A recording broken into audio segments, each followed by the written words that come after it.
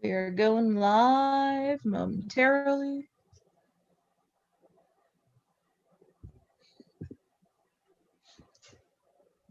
All right, we're live.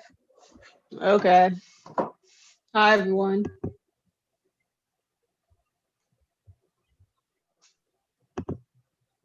I'm just getting ready for the tournament to start in a minute.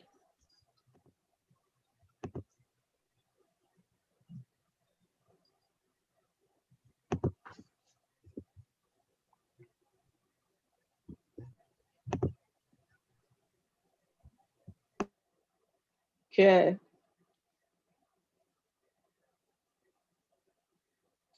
This section's going to be really competitive, um, as usual, but also it's a smaller section, so you are going to have to face a lot of the top players no matter what.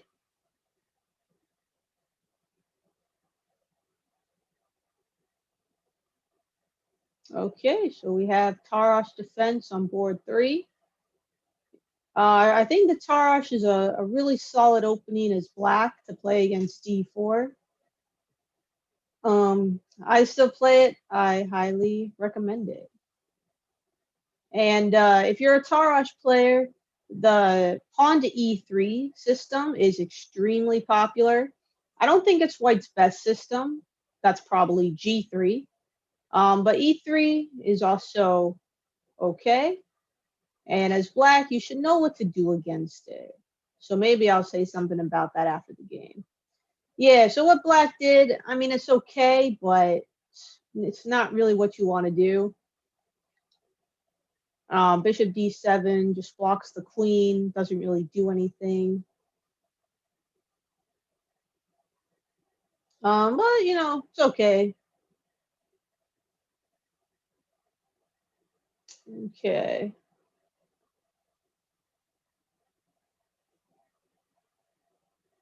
Oh, this was some kind of Caro-Kann, I'm assuming. White took on d5, so what was this? Oh, okay. Yeah, Pan of Botvinnik.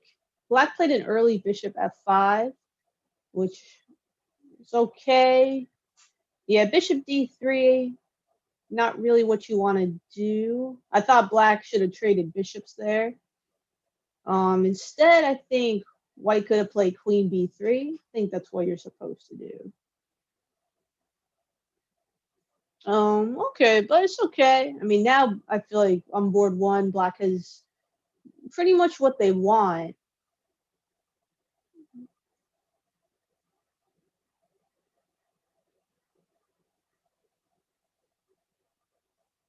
Because the bishop on g4 is pretty active.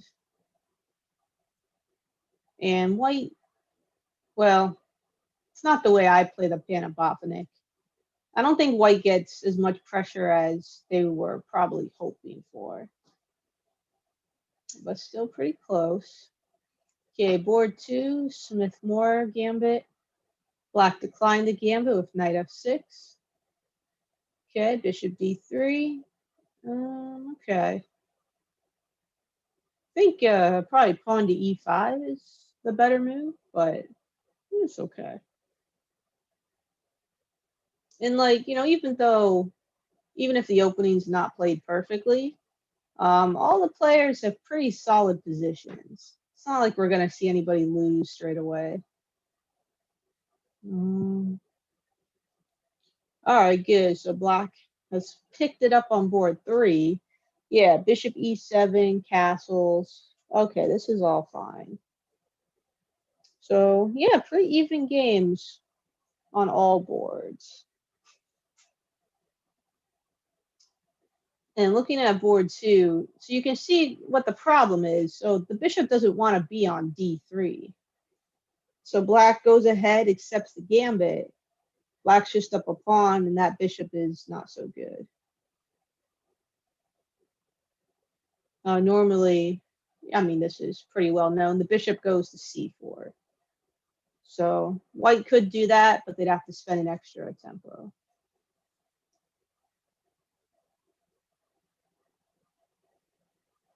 Yeah, looking at board 3. Yeah, so white plays b3. So usually e3 and b3, they're part of the same system since now the bishop is blocked on the c1 h6 diagonal. See if I can draw that. Yeah, so this diagonal is kind of blocked due to the pawn. So the bishop is going to come over here to b2. I mean, yeah, it looks like, well, isn't it just blocked over on b2? Well, sort of, but white can always take at some point, move the knight at some point, and then the bishop becomes active. So, yeah. All right, good. Good. I think players are taking their time more than I'm used to. So that's a good thing.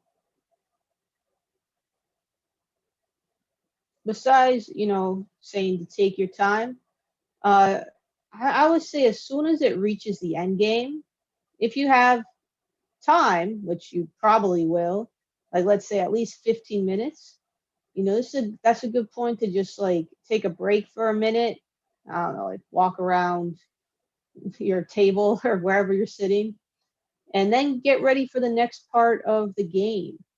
Don't think because it's an end game that the game's about to be finished. Sometimes the game just starts in the end game. That's where the real battle is. So still take your time, even in an end game. That being said, everybody is, I would say, still in the opening at this point. Boards 1 and 3 are about to transition to the middle game.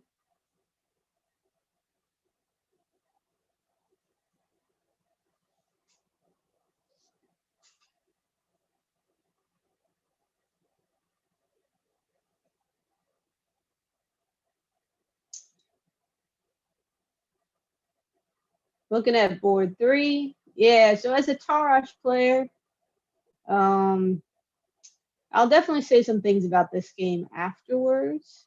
Don't want to give anything away.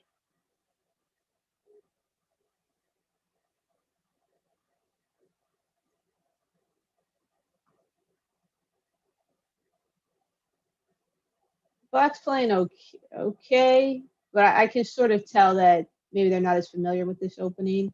They probably haven't had as much experience with it. So just some goofy things going on. Okay.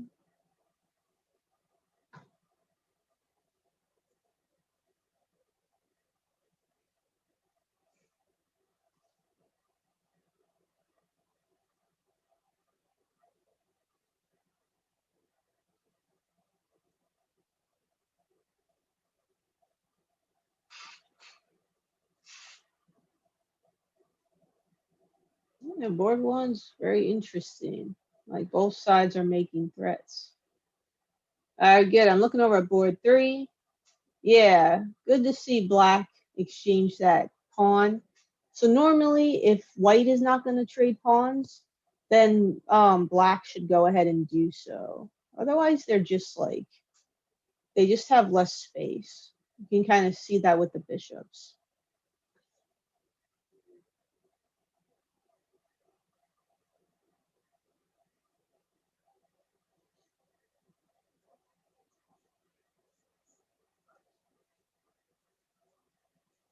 All right, good.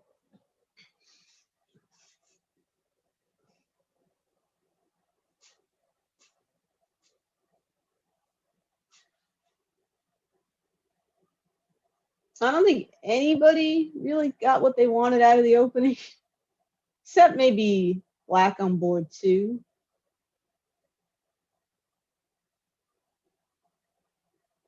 And you can kind of tell because everybody's taking definitely more time than I've seen in the opening. The players are in some unfamiliar territory, not exactly sure what to do.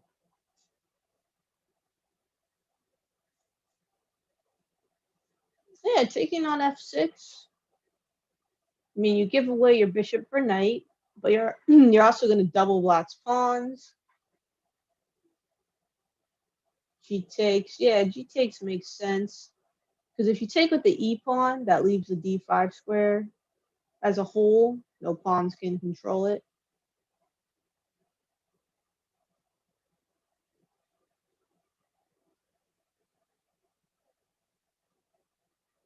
Then, okay, rook AD1. Okay.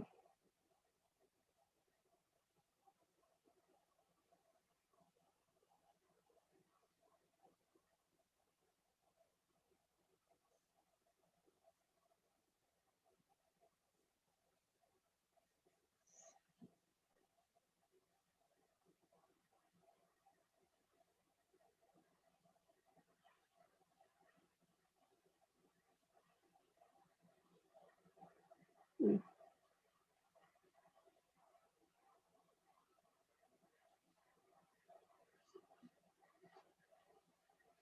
All right, looks like black went ahead. A pawn on board 1.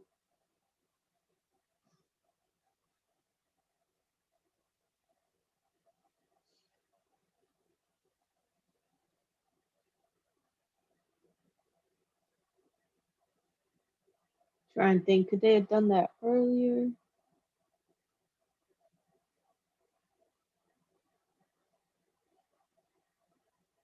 Oh, that was pretty nice.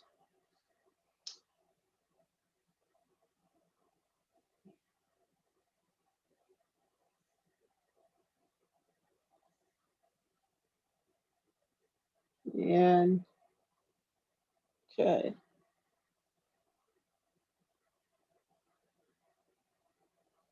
Oh, okay. Got things happening on board 1. Black won a pawn, now threatening the queen. And board 2 is going to be a lot more positional. So a lot of the moves are going to be long term, thinking in terms of long term goals. There's not too many tactics. Same on board 3. So yeah, I feel good. Black traded the knights on d4. Play rook c8. Okay. All right, it's okay. Pretty even on board 3. Yeah, it might have been better for white to take back on d4 with the pawn instead of with the knight. Because now the bishop on b2 is blocked. The rook on c8 is pretty nice. Huh. Yeah, I think queen c2 was not the best for white on board 3. This was earlier on. So in the Tarrasch, a lot of the play happens on the center files, E file and D file. Those are where your pieces want to be.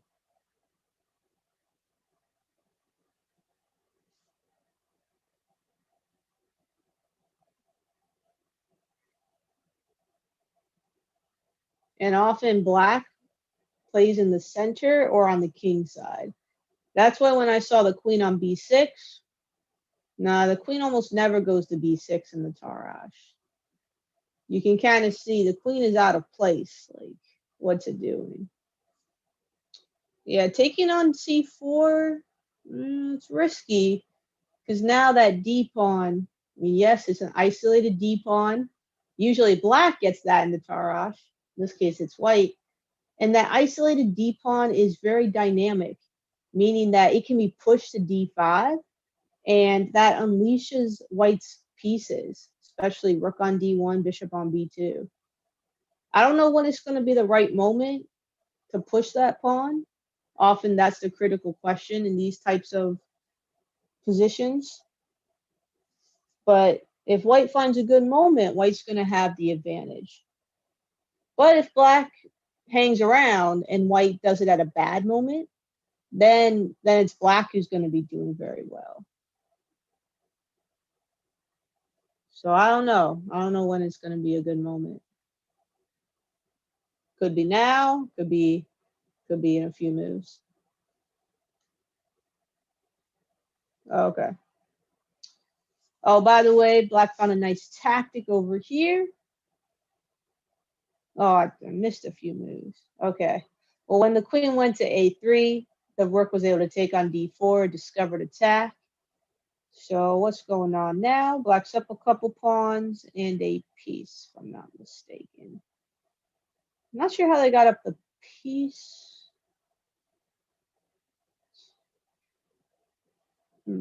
Maybe, I'm not sure. White had the sack somewhere. All right. So in all three games, oh no, I shouldn't. On board one, definitely like black. Board two, I think black has a slight edge. Board three, let's call it even, though I think white also may have a slight advantage. But very happy to see players really slowing down and taking their time. Let's see how reserve does. Reserve has half the amount of time that future masters has, so we can forgive them for playing a little quicker. Good. I mean, you see everybody's controlling the center, d4, d4, e4. I think anything notable. All right, looks like pretty good openings. Okay, yeah, the fork trick for white edition.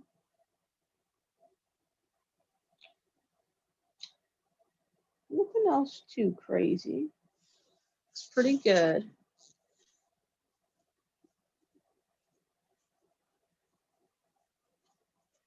Well, on board five, I don't think white has to go h3 here. I think you can be a little more aggressive. Maybe just go knight c3.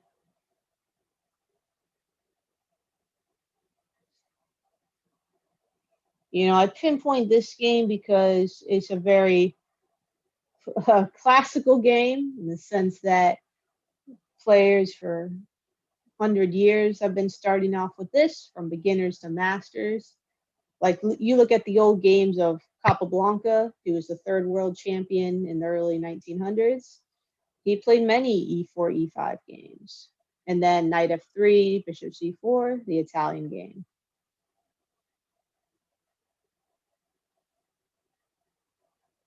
You know, it doesn't really matter what openings you play, but at some point you do have to study the classics. So you really should be very familiar with the Italian game, e4, e5, followed by knight f3, bishop c4. You should know that inside and out, no matter what opening you play.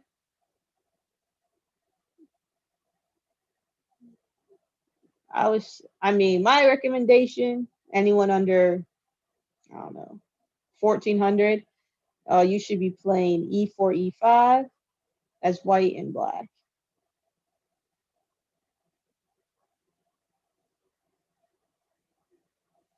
I don't really understand how you can know much about chess if you're ignorant of e4, e5. So that's like the building block of really a lot of chess theory.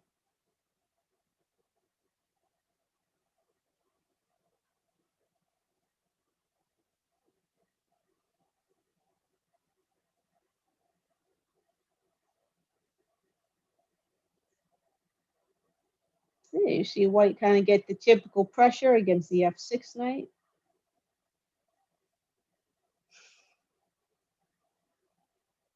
Okay.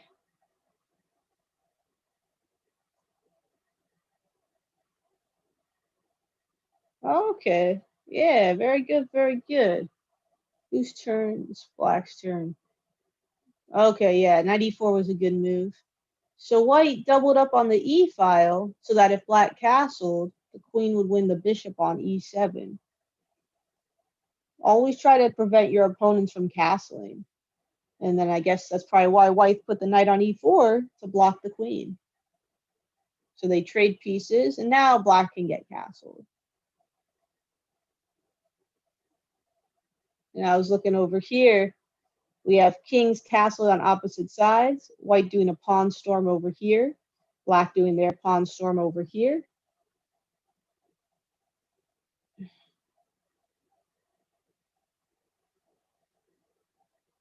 Black Oh, I think black missed the opportunity on board 3. Can just take on g3 and win a piece. But even though black lost the pawn on the g5, that's not as important as having the open g file. So when you're attacking, don't be afraid to lose a pawn or even a piece if it either opens a file or does some other weakness around the king. Oh yeah, looks like black walked into the, what's it called, the pin here. Oh, actually, was there a way to stop that pin? Oh, maybe not.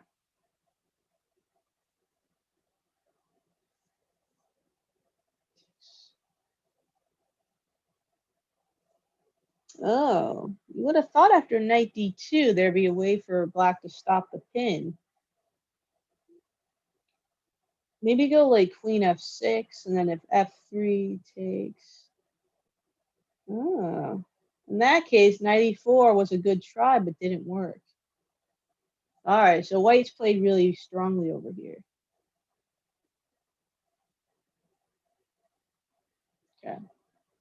Yeah, it looks like at some point white was able to take the knight here. Could probably have taken even earlier. And now this bishop on f6, very strong, attacking all the squares in black's position.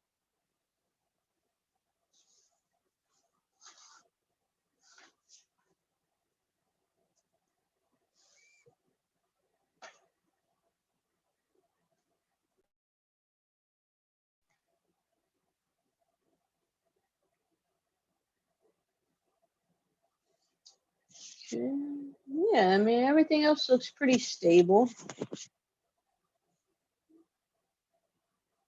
Watch board 5, see what white can do to win this attack, if they can win. Yeah, h5. Okay, probably your best option. Oh. I mean, I don't know what to do besides h5. Otherwise, the queen's going to come to g5 to h6.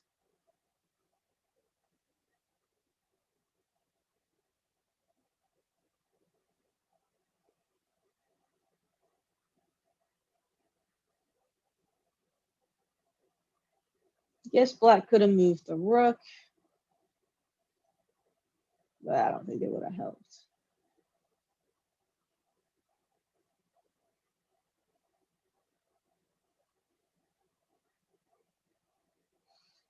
All right.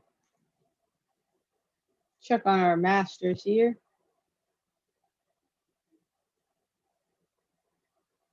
Okay, white got back one of the pawns.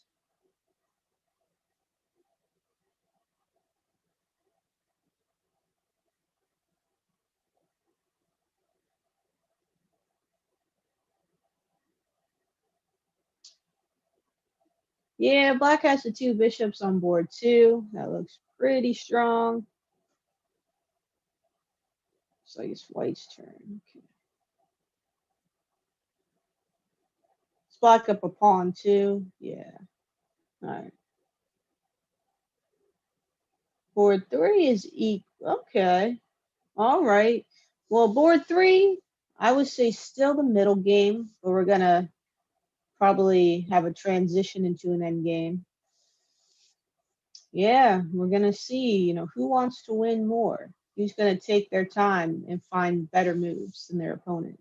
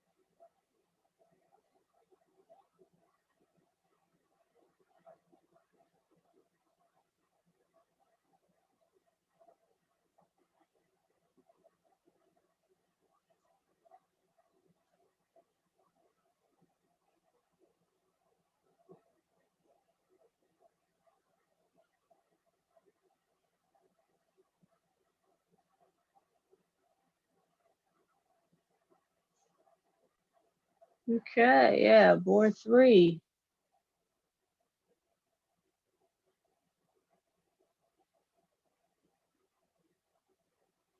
Rook d4 looks pretty good.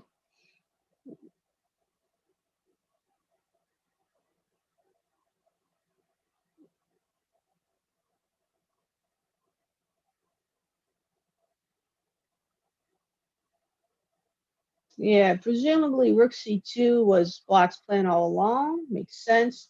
So if white had taken bishop takes b5, the pawn, then rook c2 would have given black a lot of activity. It's important to always consider all your opponent's forcing moves. Oh, white took on e4. Oh, see, white should have taken on b4. Then after rook takes b2, white can take on e4, and white would have protected their bishop. White would have been up a piece. But after that mistake, black is fortunate. White only is up a pawn. Oh, not even up a pawn. It happened so fast. Okay, so now I say we're in an endgame. Double rook endgames, very drawish. Both sides can just sort of make threats with the rook, and it's hard to like go for the win. Usually you end up either perpetual check or something.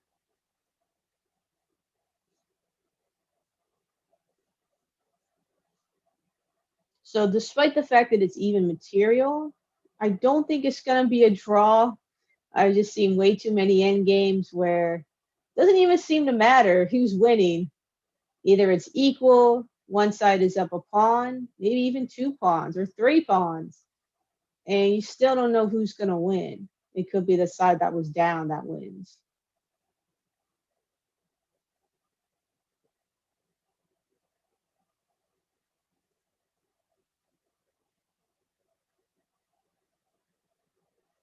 Yeah, so after black gets the double rooks, I mean, black's not in any danger. Yeah, rook f1, I guess. I mean, don't really want to make that move. But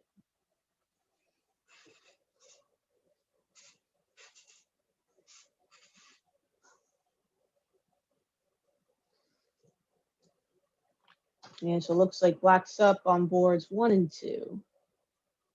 Up fairly comfortably. I mean, there's still opportunities, but say the black should win on board 1 and 2. We'll see if black wins on board 3. We have a clean sweep. The black side wins.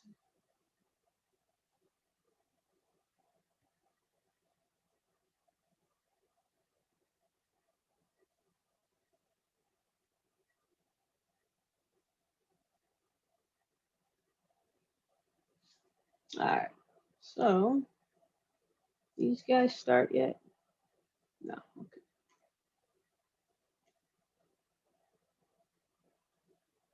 Oh, all right. Right away, we're hit with an endgame over here. Okay, white's up a pawn, but black's pretty nicely placed. Another endgame over here. Sheesh, queen and rook endgames everywhere. All right, this one is equal, but I'm gonna bet that we might have one draw out of all these endgames. Someone's gonna win in the other ones. All right, black was able to win. Okay, it looked like white was doing pretty well over here. But yeah, black uses the in-your-face mate, queen here, knight protects. All right, black's up here. Yeah, white's up here. Okay, I guess these guys start a little late, but see, we see the e4, e5 Italian game.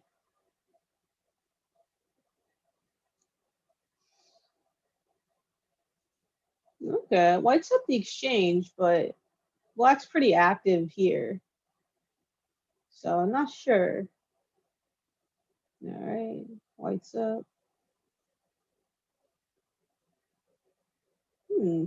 Looks like white's up a pawn. Okay. If white had traded, that would have begun the transition to an endgame, but with the queens on, still very much a middle game. Just because there are queens on doesn't mean it's a middle game necessarily. You can have, look at board one and two. These are end games, and there's queens. So there are end games with queens. There are also middle games without them. But queen is a good indicator of whether you're going to get to the end game or not. Turns it black's turn. Yeah, pretty close over here. I don't know, maybe it's just me, but it seems like in all the sections, the games have just been taking a lot longer and they've been a lot closer than in the past. Guess everyone, it was the fall, everyone got back into chess, so from maybe taking a break over the summer, and everyone's playing a lot better.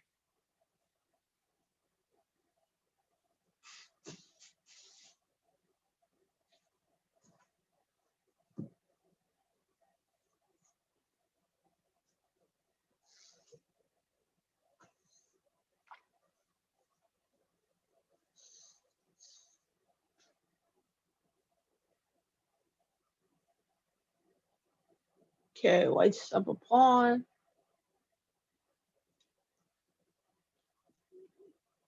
Actually, up a pawn and on both boards, one and two.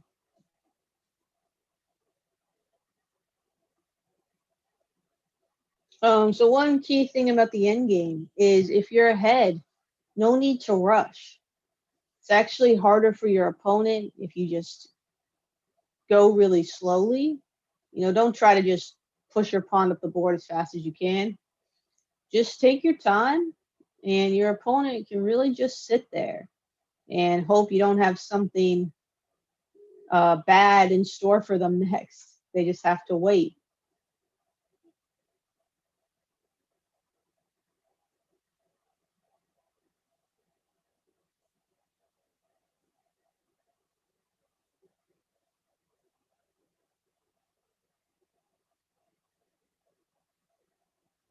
I mean, black's problem on board one is white's going to have the connected pass pawns. Black can get a pass pawn on the king side, but then the thing is, that'll weaken the king. So that's a problem. So many problems. And actually, literally the same situation on board two. Black's majority, 3-on-2, is on the king side, but if you try to get a pass pawn, then your own king is wide open.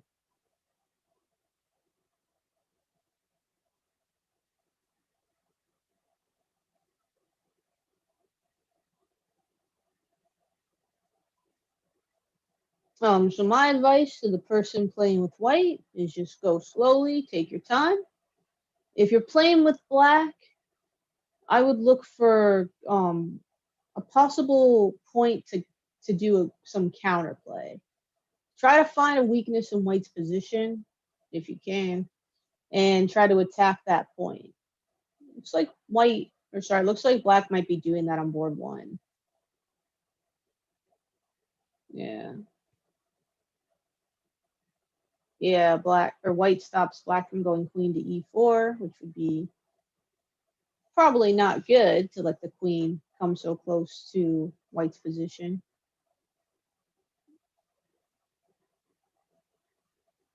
Yeah, I mean, black, notices, okay, I'm going to try to block up the pass pawns. Maybe the d pawn is a weakness because it's isolated.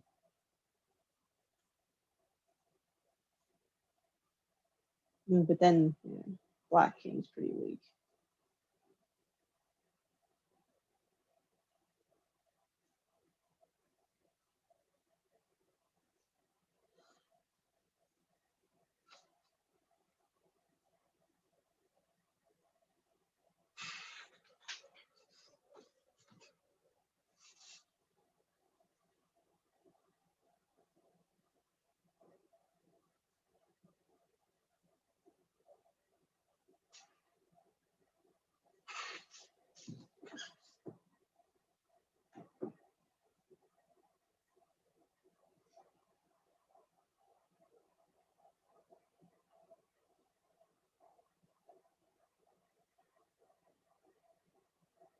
Hmm.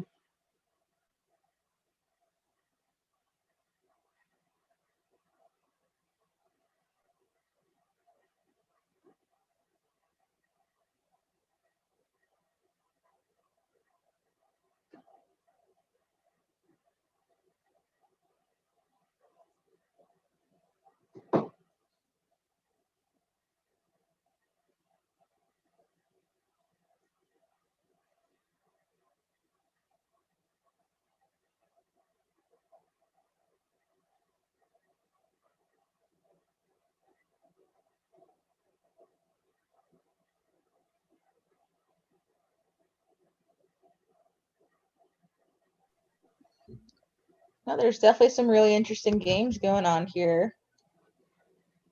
Yeah.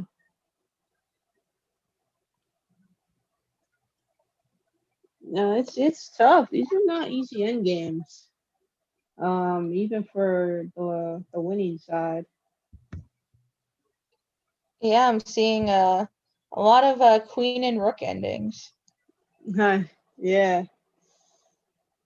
Yes. So, Abby, what would And, be your advice with end game play? and I say another thing is that both players I feel like are taking their time. Nobody's like sometimes these end games you miss them because the players are moving so fast. And it doesn't look like that's the case here. You said my advice for end games? Well, I mean, I said earlier, if you're winning, to go slowly, take your time to push your pawns and to, do whatever plan you want to do.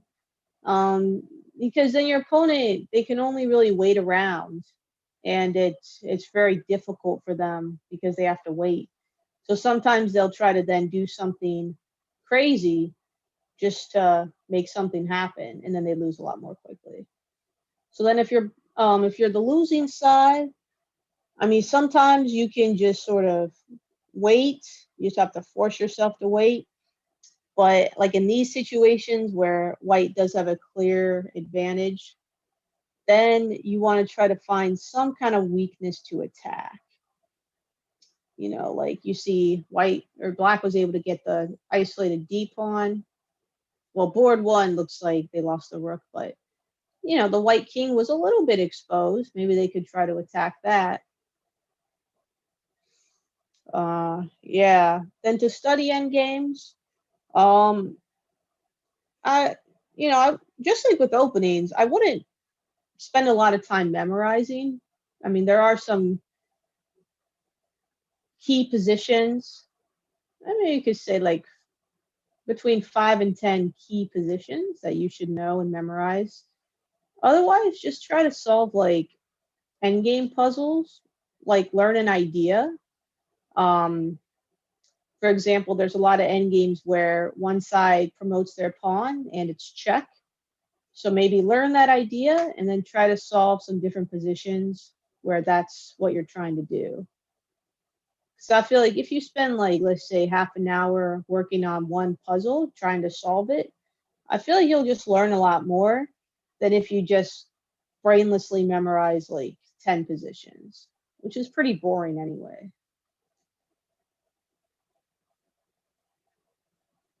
Yeah, I mean there's tons of good endgame books. Here, one that everyone should get, really no matter your strength. This one, Chess Endings Essential Knowledge by Auerbach. I think I saw this on Amazon. Yeah, like a couple days ago. So you can just get that. But there's a bunch. Yeah, so we had a good fight on board one. Good job. All right, looks like this game's not over. Yeah, that's skewer. And for the moment, the king is holding both the pawns. I don't know, maybe black can draw. And I understand black moving a little bit faster because they're way low on time.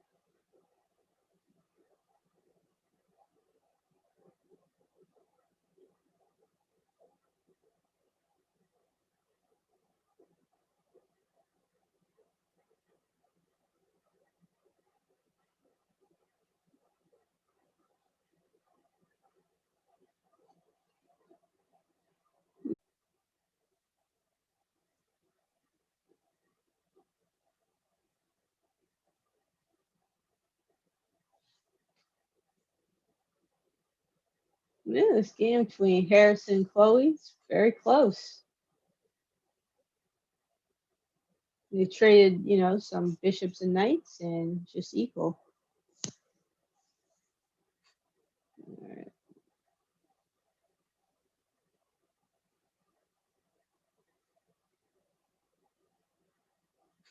Yeah, also seeing everybody, for the most part, control the center, develop your pieces, and get castled. So definitely a lot of improvement for sure.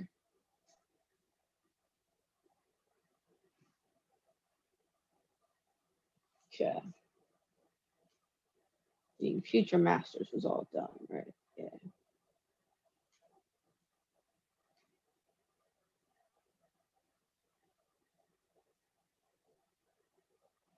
All right. So yeah. Well, okay.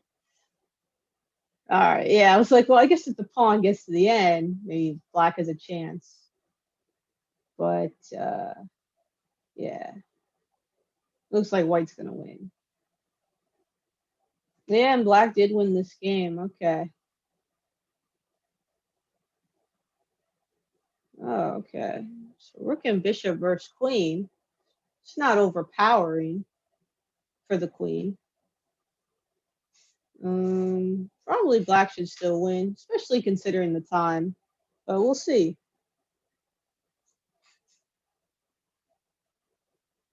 Okay. It's our last remaining game, correct? Oh, what was size this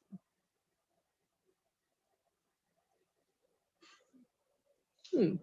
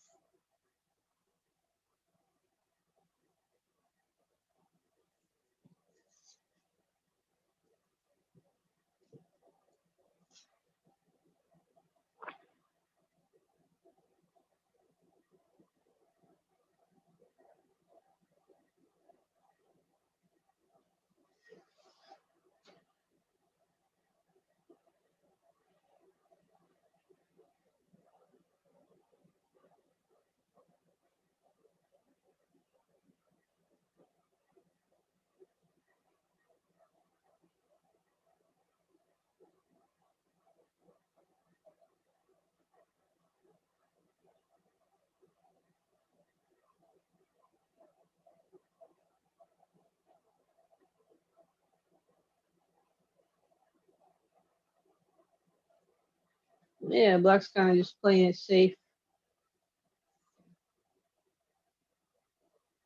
I want to just stick on this game because white's nearly running out of time. So I feel like the game might be over pretty soon. Not necessarily because white does run out of time, but just he's going to have to play fast. So we should know what happens pretty soon. Okay, so black lost the piece there, dropped that piece. So now white has the rook and two bishops for the queen, which should be more than enough. So as long as white doesn't lose on time, now white should win. Two bishops are very strong. Never underestimate them.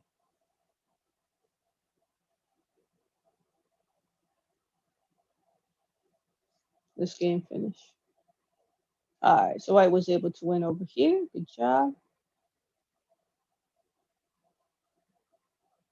Oh, they agreed to a draw. Yeah, I don't know. It's pretty tough. Obviously, if white had more time, I'm sure he would have tried to win. But without the time, it's pretty hard. It's a good game.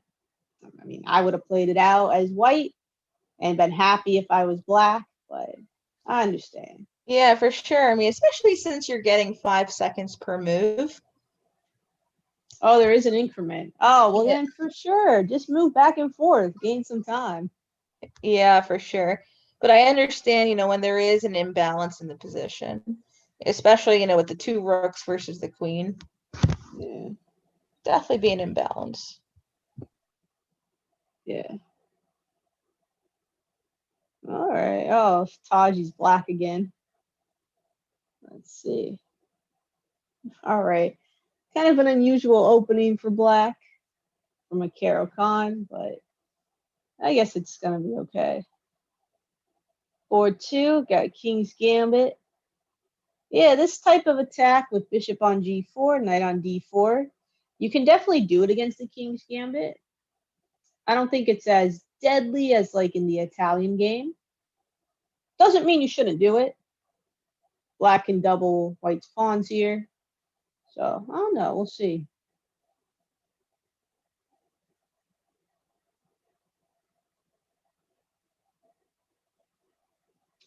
Okay, then board 3, I guess we have, what is that, an exchange French? So yeah, it's pretty good. All right, so not much going on. All right, primary.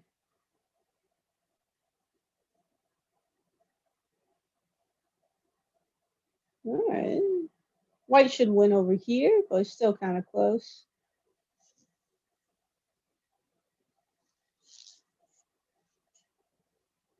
All right, it's been a pretty good game. Looks like white's up a bishop, maybe a pawn. What is that rook doing on a5? I wonder how it got there. But it can always come back, so it should be okay. Maybe the rook on a5 was taking a piece. I don't know.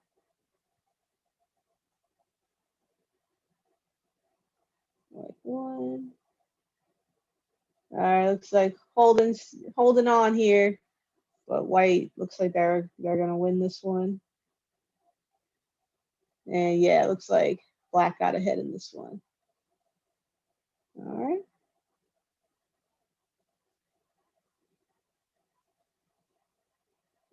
Okay.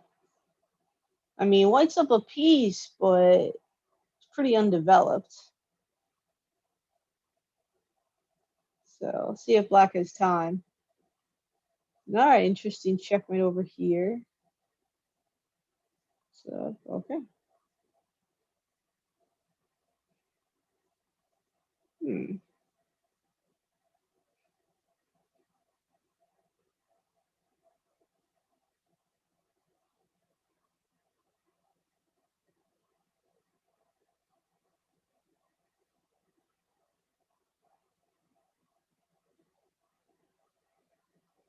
I'm just watching board 2 and board 3.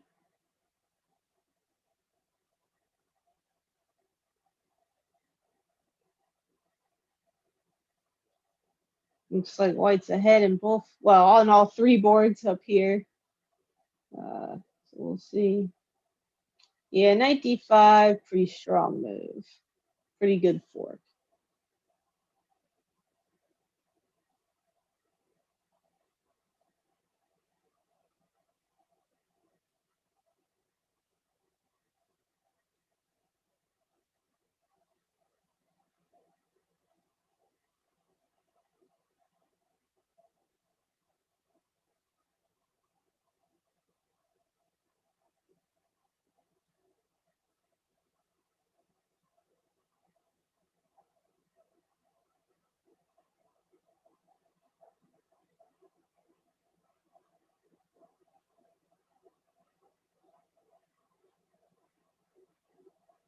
Okay, white went rook a6. All right, so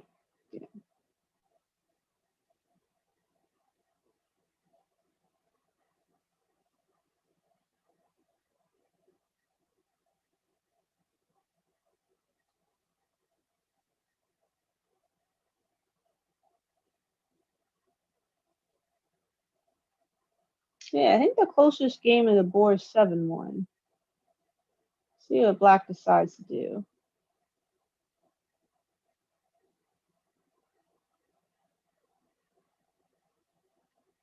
Yeah, you gotta retreat that queen.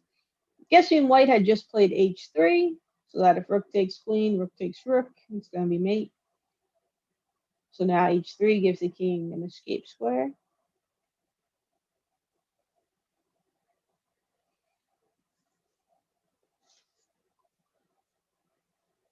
All right, pretty good. Ooh, yeah, that pawn on e6. That looks extremely irritating for black. And then on board 2, black did double the f pawns. But since white already has so much space on the king side with the e and the f pawn on f5, this weakening of the white king isn't so bad. Like, it's hard to see how black is going to build up this attack. He may just try to take advantage of the weak dark squares. Yeah, board 3 looks pretty good. Both sides, pretty even.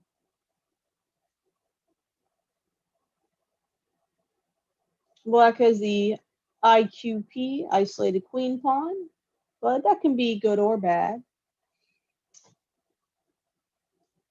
If white can get good control over d4, this is square in front of the isolated pawn, then white has a better position.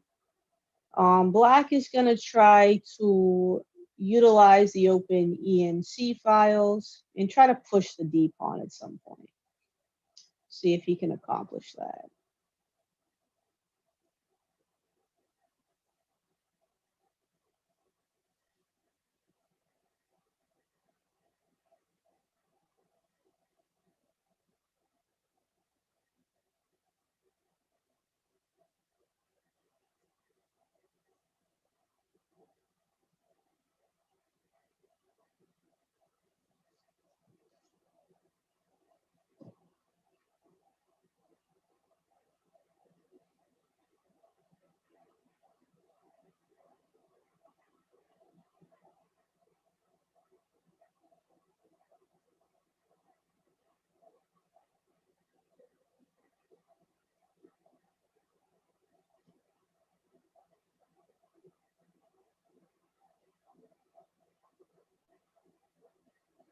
Yeah, queen e2. I think that's a good check. Just kind of disrupts black's development. And let me see on board 1. Yeah, that knight f7. I mean, I don't know what black could really have done. That pawn was just really strong.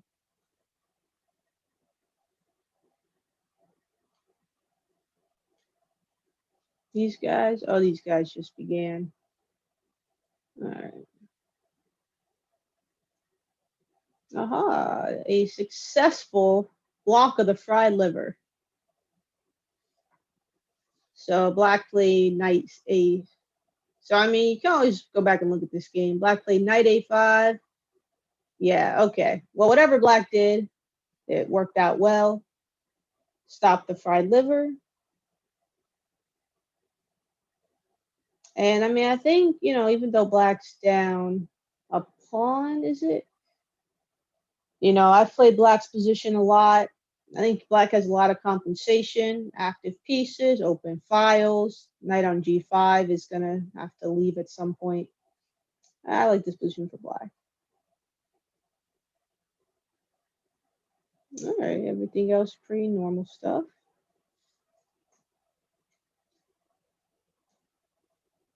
Primary still going? Okay. All right, this game 7. Yeah. Well, see, now, we kind of see the problem, right? White got back their development, and now it's a pretty easy win. White's just up a knight. Or I should say, white caught up in development. Should be pretty easy. Black can still pose some problems for sure. Black shouldn't give up or anything, but it's going to get a lot harder.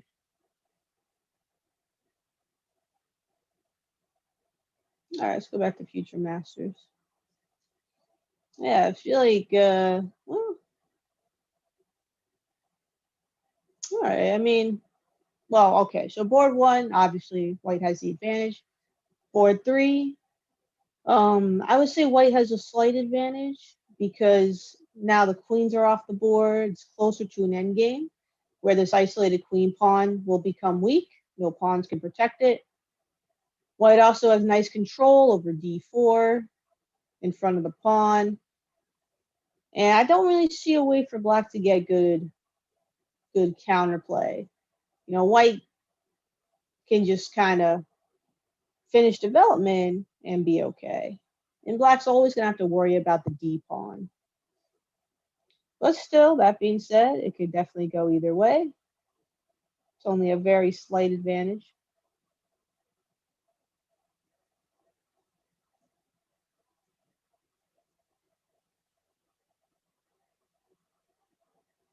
And then board number 2, I would say is the most interesting just because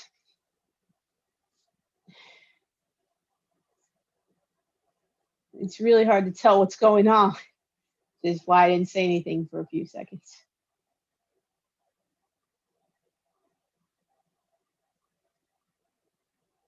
I don't know, it's pretty close to me.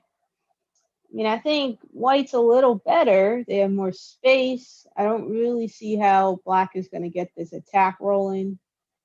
But black has no real weaknesses either. All right, so yeah, rook. I forgot where it came from. Let's say rook fd8. Pretty good move.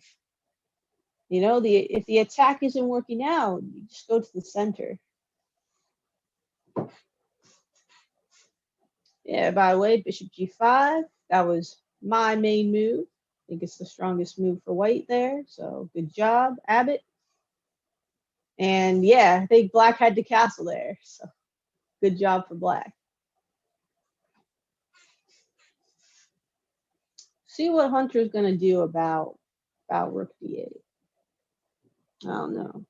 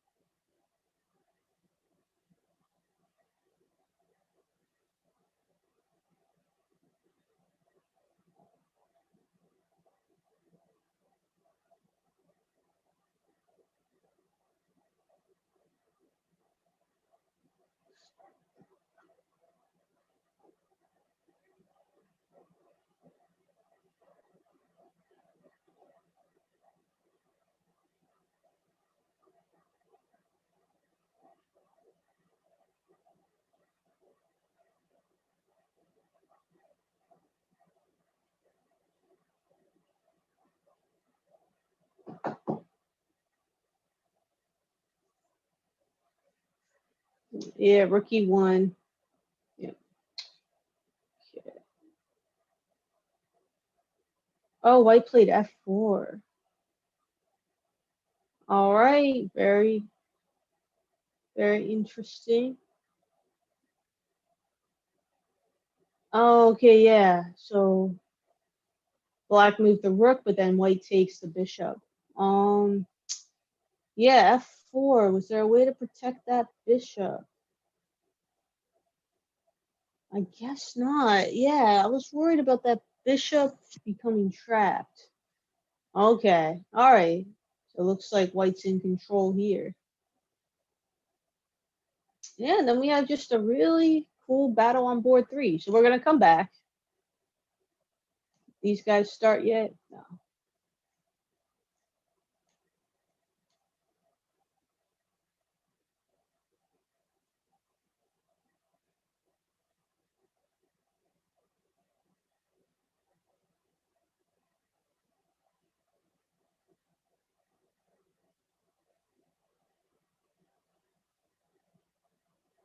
All right, some pretty close games over here. Oh, let's see. This Christian.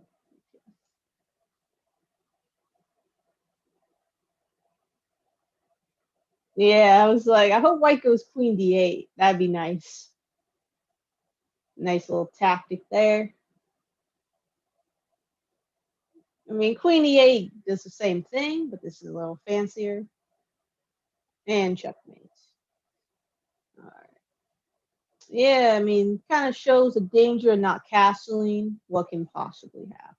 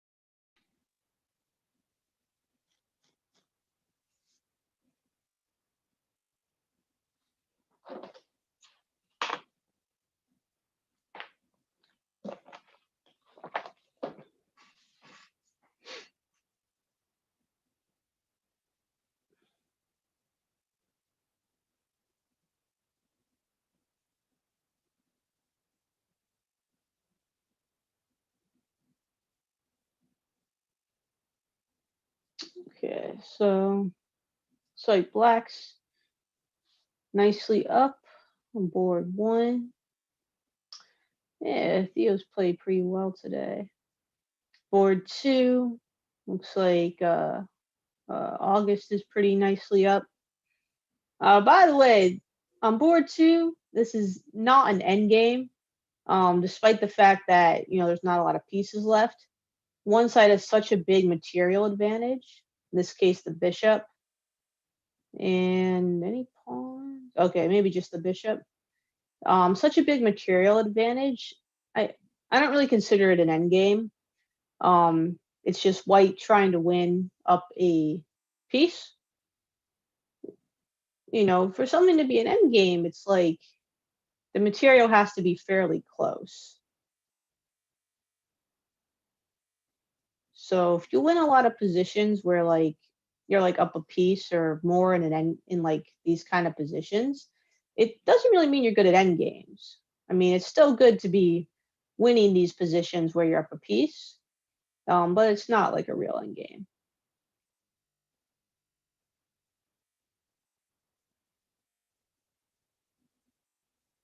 And then see exhibit board 6. Now this is an end game because it's actually exactly even. Yeah, this should be pretty good. White has the passed D pawn. It's going to take a while for black to get a passed pawn. I mean, they have 3 pawns over here against 2.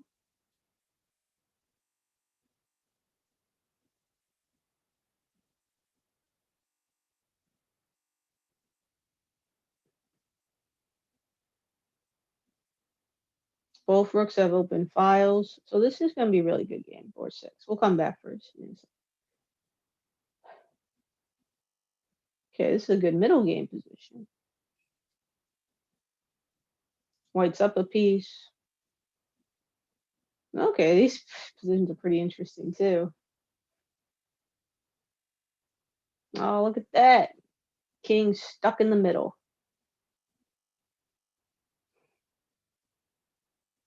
I think I have this book. See if I can get, yeah, it's right here. I had this little tiny book. It's called Attacks on the Castled King by Tony Gillum. Not even sure if it's still like in print. And it's just like a ton of examples of like how to attack. Well, in this case, it's how to attack the king when it's castled. There, I also had this great one, how to attack the king in the center.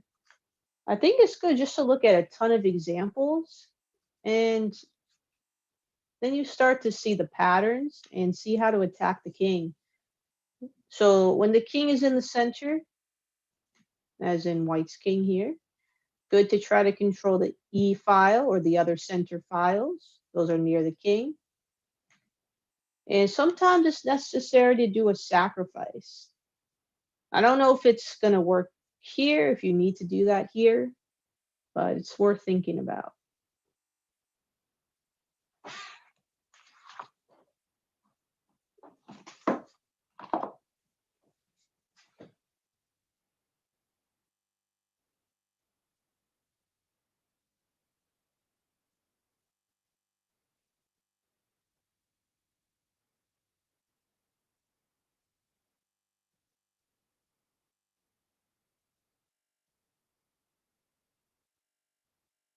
Yeah.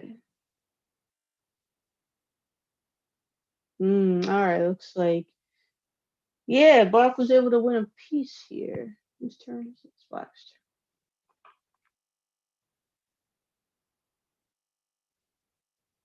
turn. I mean, it's not gonna be easy though, because White is about to most likely get the A pawn. Then it's like a knight against a pawn. It's gonna be pretty hard. So I do want to come back. So this is reserve. These guys start.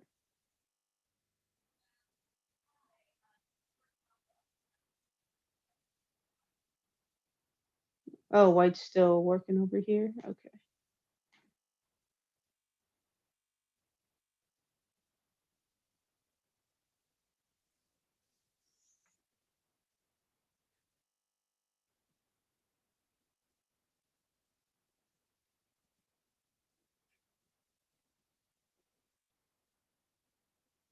All right, and then you see board 3. Very good. Looks like both sides played very well.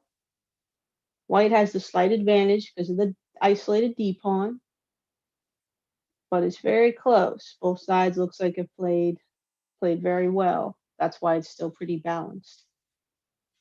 And we see black making use of those open files.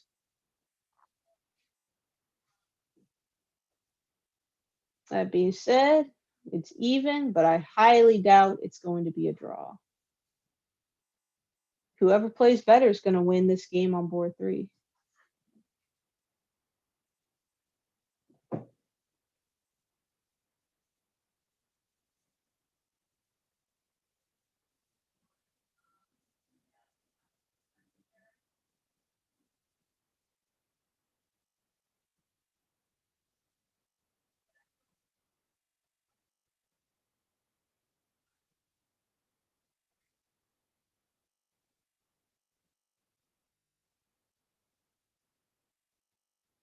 So a couple really close end games. All right, we'll spend a little bit of time here, and then we'll go back to that other game, the knight against the passed pawns.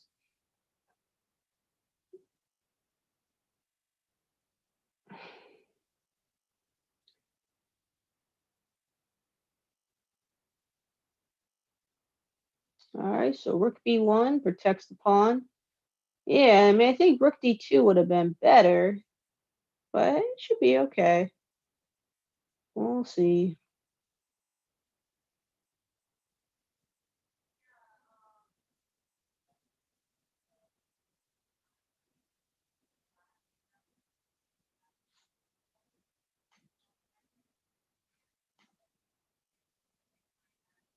Black was able to get that d pawn. So Black has the knight, but he still has to contend with the passed a pawn. Then what happened? This game's still going? All right, White's still up a bishop here. Oh, there's a... Yeah, queen on f6, bishop on h6. Very strong. Black has to give up the queen.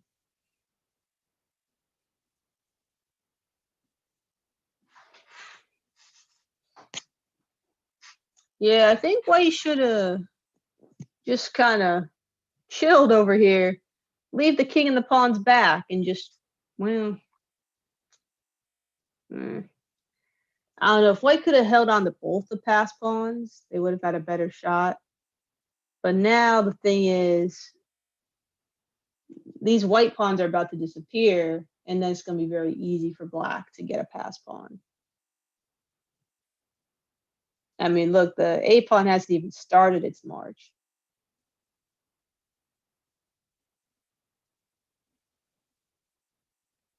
Another thing to think about in endgames, don't just push your pawns. I think we talked about being patient earlier if you're the winning side. And then if you're the losing side, also do not just push your pawns because it makes them harder to defend. And that's probably what happened to White's pawns over here.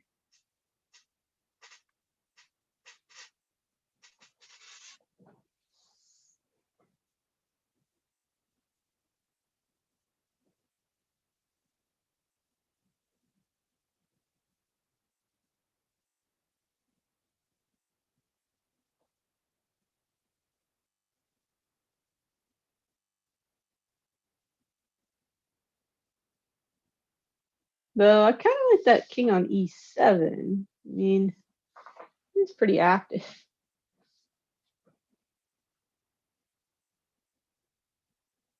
But yeah, I think this should be pretty simple for Black. I mean, imagine if the a pawn was on like a7 or a6. Be a lot harder. Oof.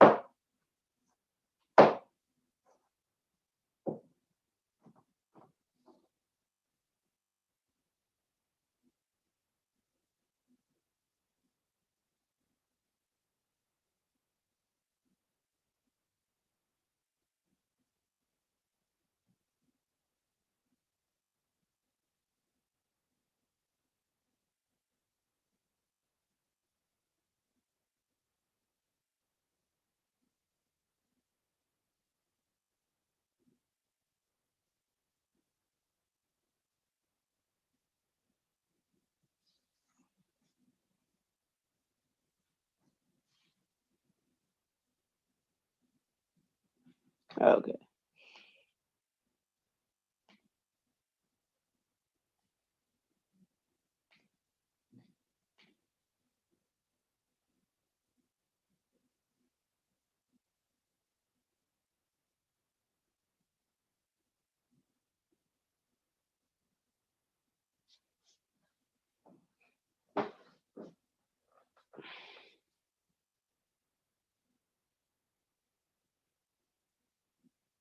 Okay. Well, this looks better for. Well, things are looking better for white than when we left. But, the problem is work on E2 really can't be allowed to stay there. It's just way too strong.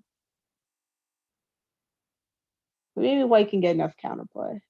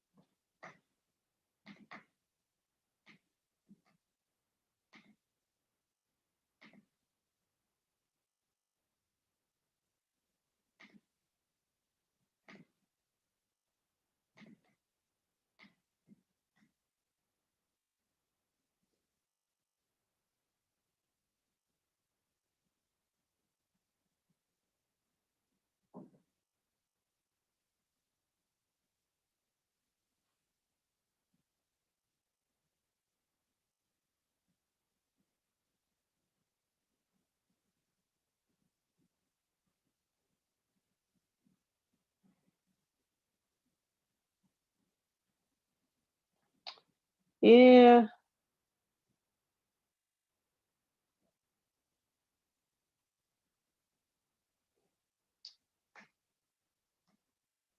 And so black's gonna win a rook.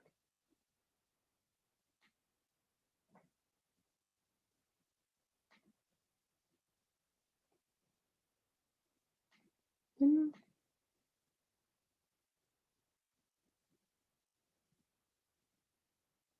Yeah, so black was able to win this. Okay. Oh, white lost their bishop. Okay. Is primary done? Oh, okay. Primary did begin. Like, they,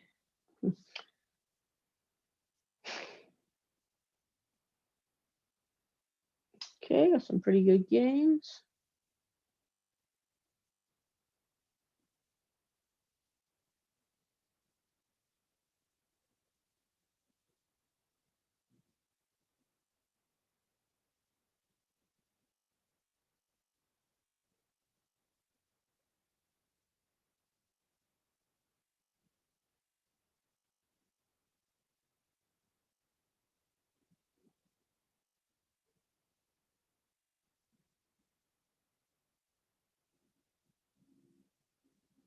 Everyone hanging in there.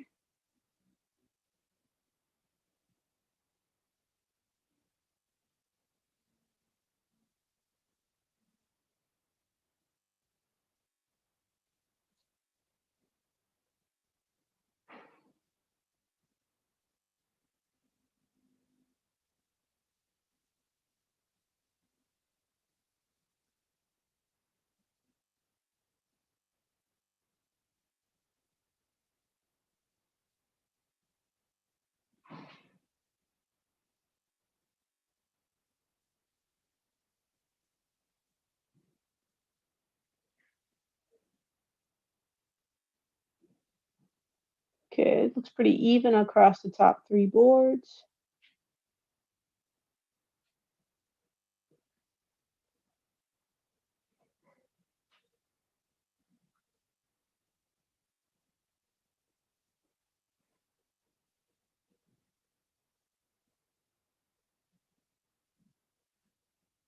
Very difficult positions, actually. Hard to think, like, what to really do.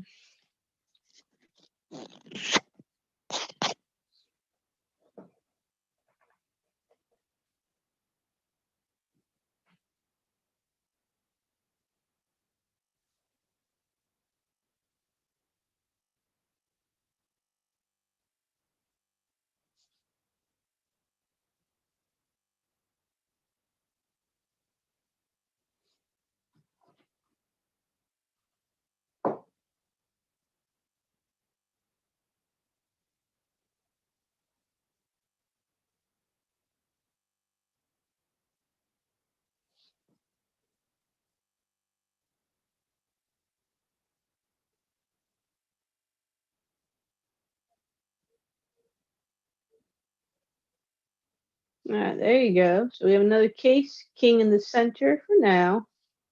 So black puts their rook on the e file, attacks the king.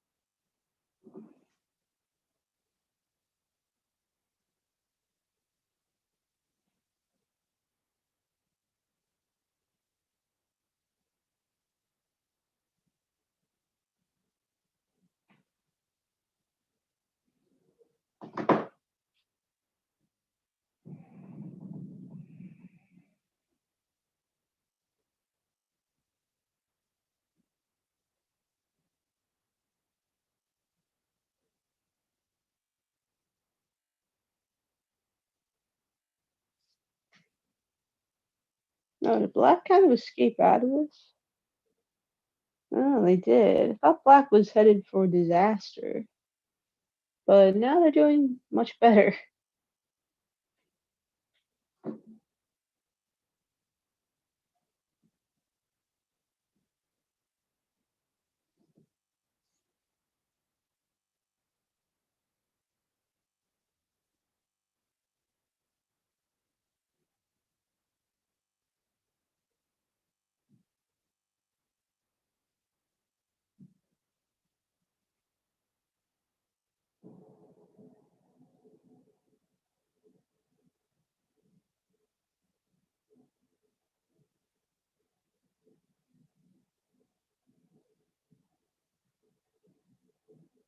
So again, we have king and rook endings, or king, queen, rook.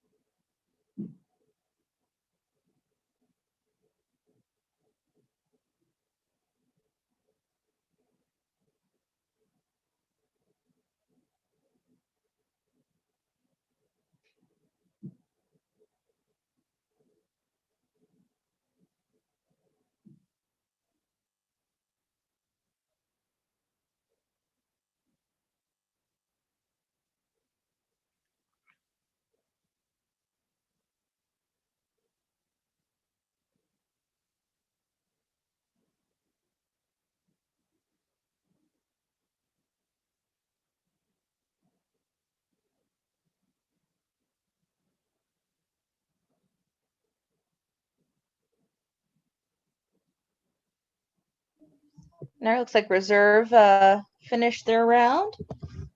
Definitely, yeah, a lot of really good games going on in reserve. A lot of very competitive games.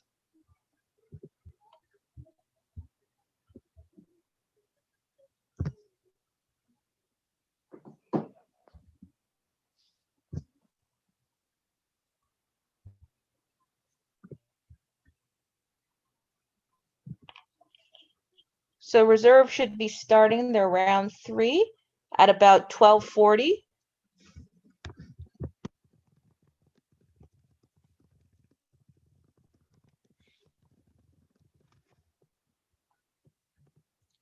I'm definitely seeing a lot of tactical play. Definitely very impressed with this group.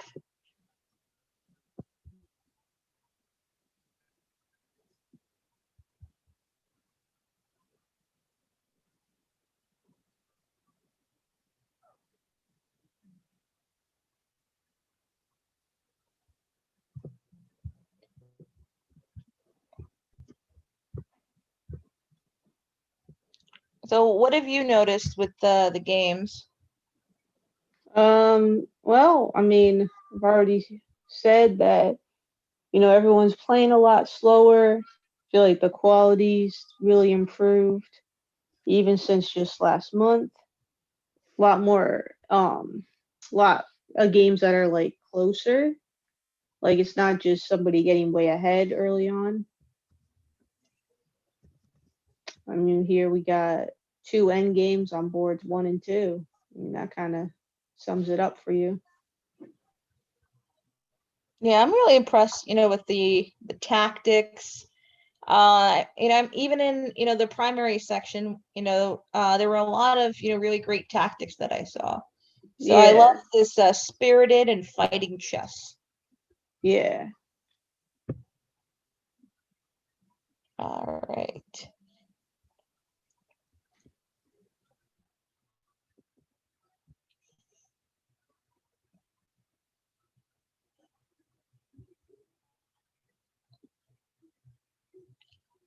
Yeah, and it's great to see some new faces in our tournaments, or well, not faces, but new players in our tournaments.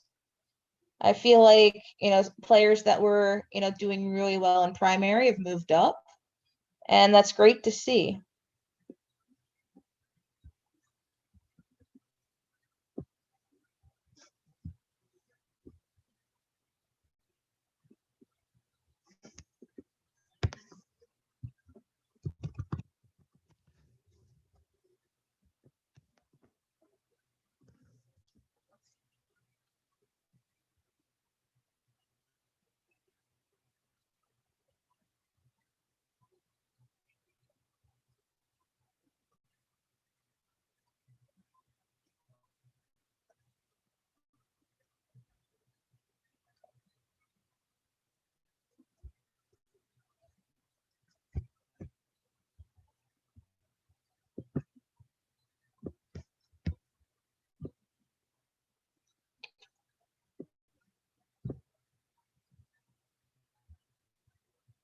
Yeah, I like how aggressively um these players are playing.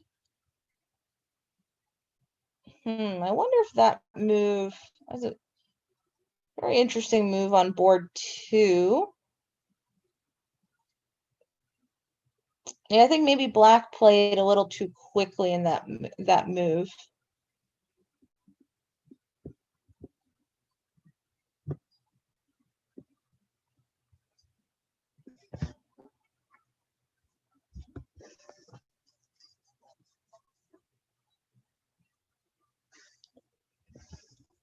Yeah, it's definitely really important, especially since we have, quite a bit of time in this game. You want to take your time. You definitely want to, look at all your options, not just make a move within, 5-10 seconds. You want to take your time, and that'll really help in the long run.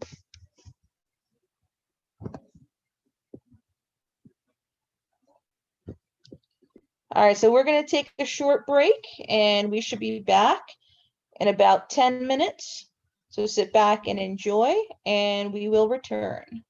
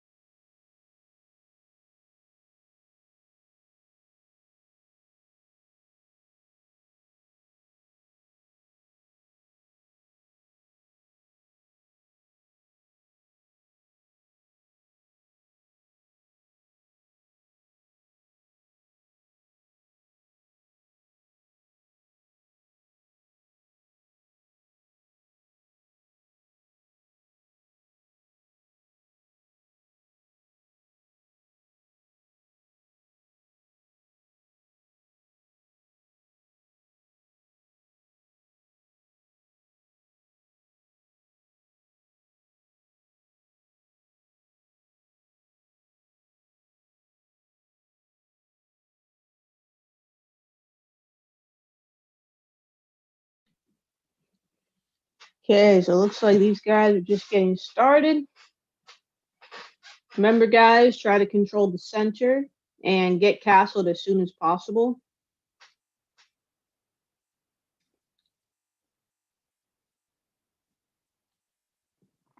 Yeah, got some good matchups on the top boards here.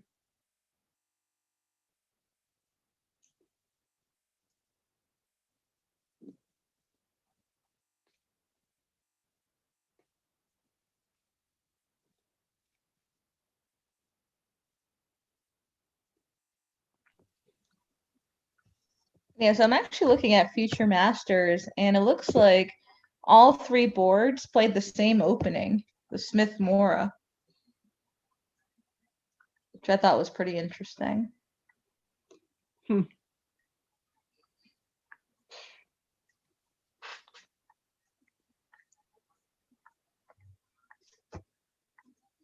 this their final round?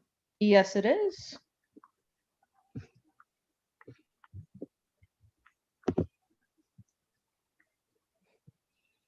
So it looks like Primary just started their third round.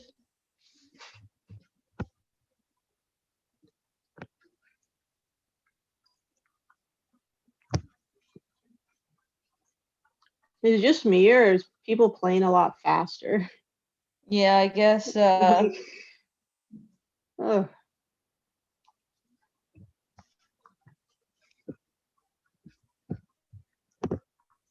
Yeah, I mean, this is the final round. But man, you can see the difference though. I feel like the games were well, a lot closer, I guess, the first round. Like at this point, we were still in the opening.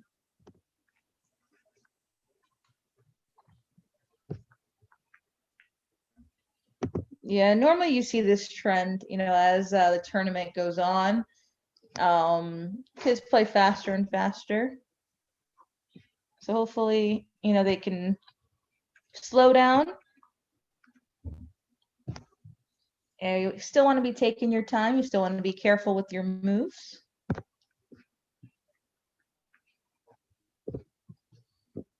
What do you think? Yeah, I mean, I don't know. I was always someone who, I played the whole tournament. I always wanted to win every single game. So I don't know. I guess if you're getting tired, then I guess maybe take a bye or something. Like, I just don't really see the point in just playing as fast as you can and trying to get it over with. Like, that was never what I did.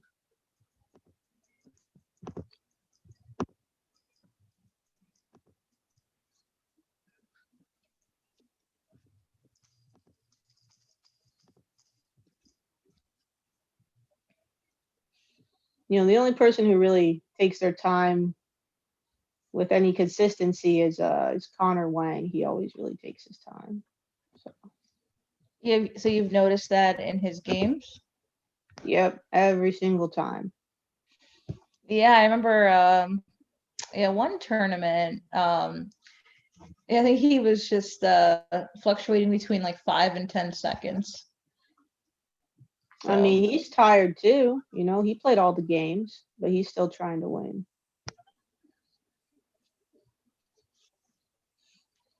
So yeah, definitely important to take your time. Wait, well, I don't understand. What happened on board two? Um, Did Black resign here?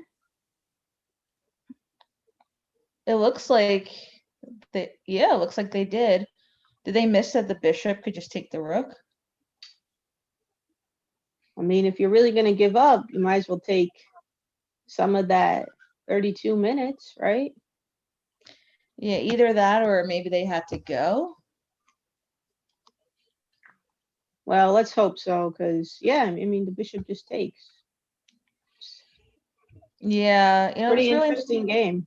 I mean, yeah, it looked like a really interesting game if bishop takes rook.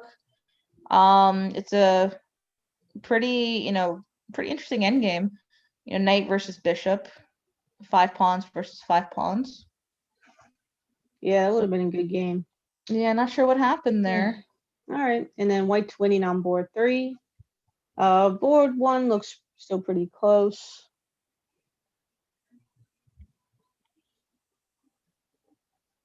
I mean, unless I'm mistaken, white's gonna get the piece back. They're about to capture back. And yeah, it'll be a pretty close game. Yeah, I like this fighting chess. Well, yeah, I mean, these guys are playing for first place. Like, if that doesn't motivate you, I'm not sure what does.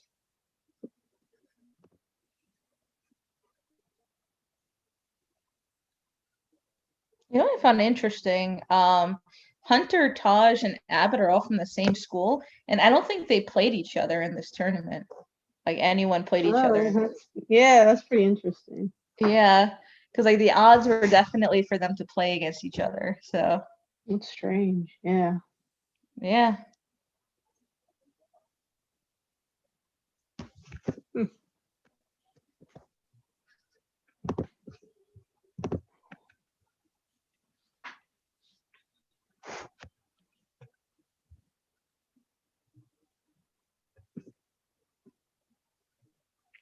So board 2, white has 3 pawns for the rook. I mean, normally the rook should still easily win, but it makes it a little bit trickier. Okay, good move, good move.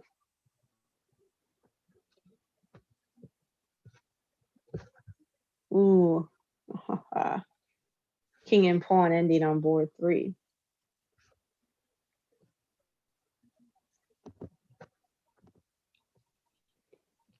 That's interesting. Yeah. The one thing I did notice is they are both using barely any time. So definitely Yeah. something to think about.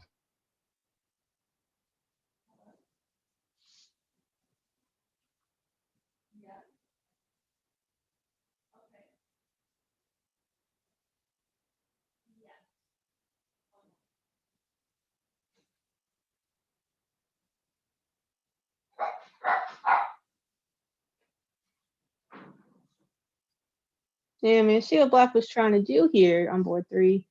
But you wanted to have your king in position to take this f pawn if you could, then come back and catch the c pawn.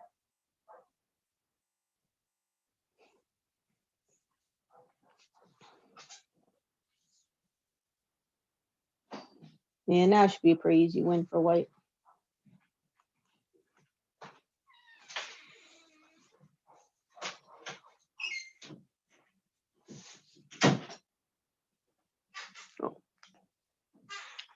Okay. All right. Yeah, I mean, it looks like maybe white had a slight chance, but black played really nicely, and black's about to clean up. And yeah, board 1. All right. I think I know both these guys too. Pretty good players. Sick. Sorry, buddy.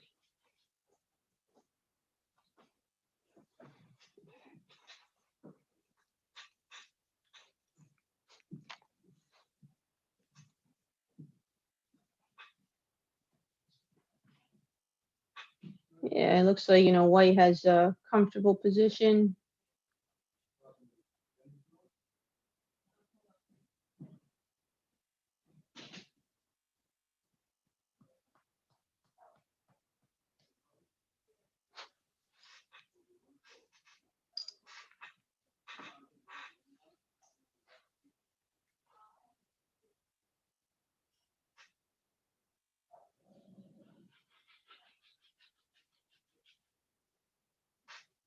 Yeah, so on board 1, white's position definitely more comfortable.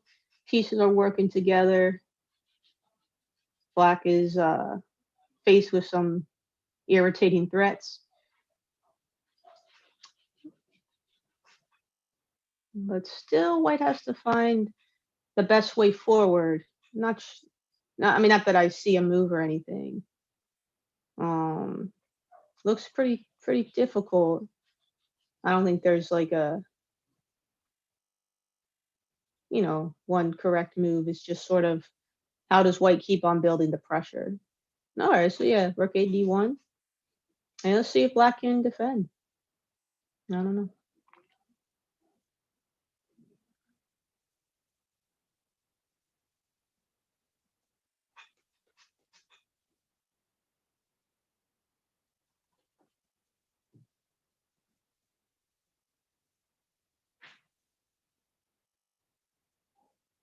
Nice mate. Queen on h7, bishop protects. Yeah, when you're first starting out, the first type of patterns you want to see are these basic checkmate patterns. And if you look at a lot of these checkmate patterns, one you'll see over and over is queen on h7, bishop protects the queen. And you'll be able to use that in your games. It's very, very common. All right, cool. Good game on board 8. All right, good game on board 9. Black's up a couple of bishops, but I would prefer white because that black king is pretty dangerous. The queen can be attacked. So I don't know. It should be a good game.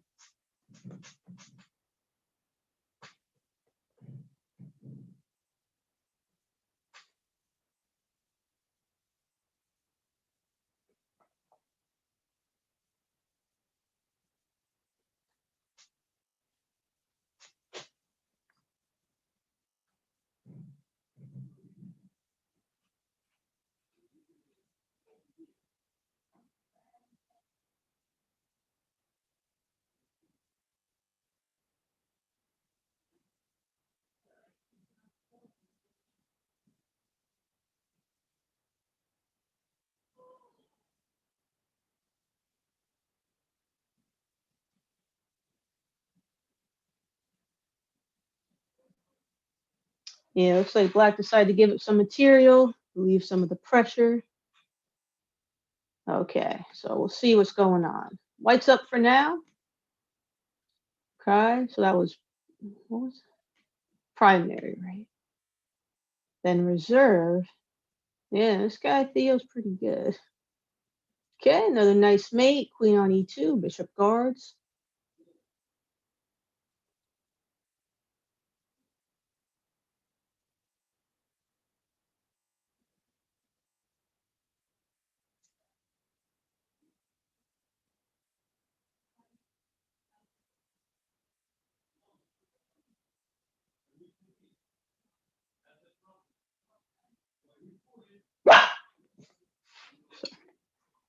Okay, another queen in front of the king. Knight protects.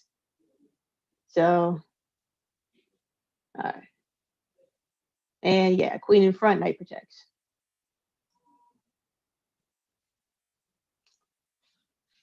Are all these games? Oh no, this one's still going. It's like it seems like most of the games were done. Okay. Oh, another. Okay, so this one black's up a couple pawns. Why I kind of skipped over it. So black should be pretty comfortable here, but we'll see. Another thing we always emphasize is even if you're in future masters, not to resign. I mean, you just never know. So board 3, black was not doing well, but he didn't resign. He didn't give up, and he forced white to prove that they could win.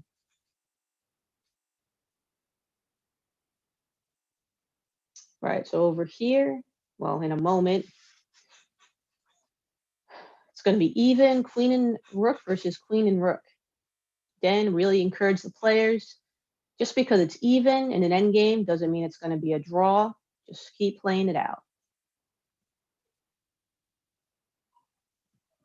Sorry.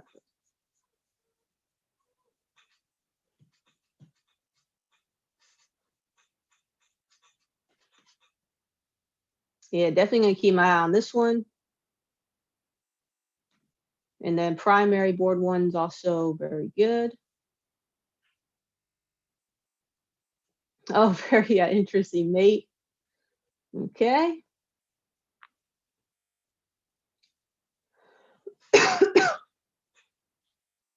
Okay, black was able to pull this one out. All right. Though it did look pretty dangerous. I think white had a chance to pin the queen to the king at some point, but it's all good. All right, we see white's doing well on board 8. Good job holding. Up a queen.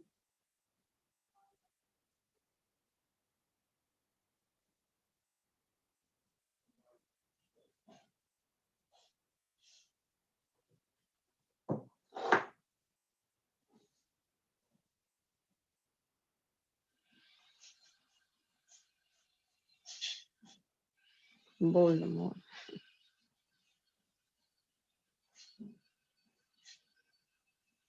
All right, so, and then these guys, it was just the, oh, black one. Okay.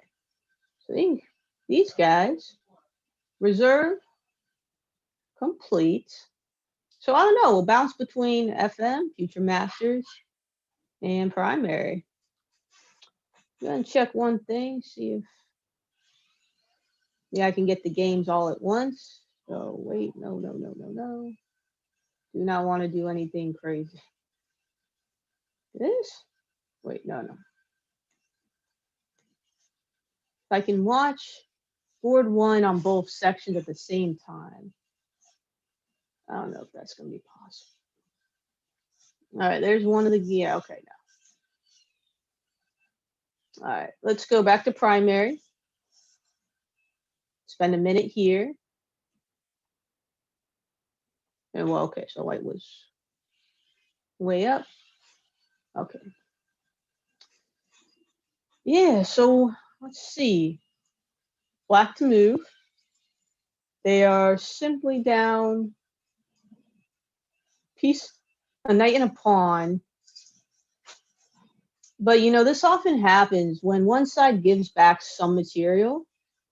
Often that side becomes much more active because they're able to get rid of the problem in their position. Now, I mean, white also got pretty active too, but you can just kind of tell the black rooks are more active on open lines, on files.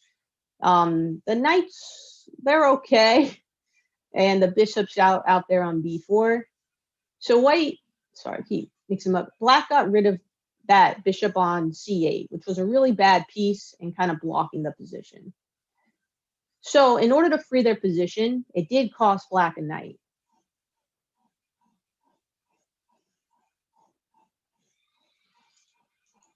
And I think it might just be too much. Often it's worth like a pawn or even 2 pawns to open your position. A piece, it's just too much. I mean, it's what you had to do, but it's not enough to like quite equalize your position. All right.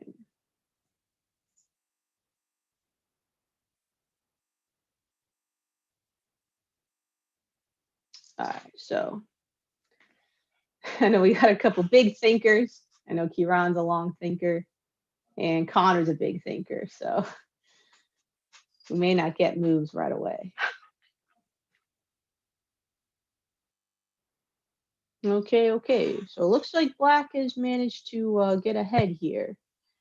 However, maybe white can make some threats against the king due to their 4-3 pawn majority.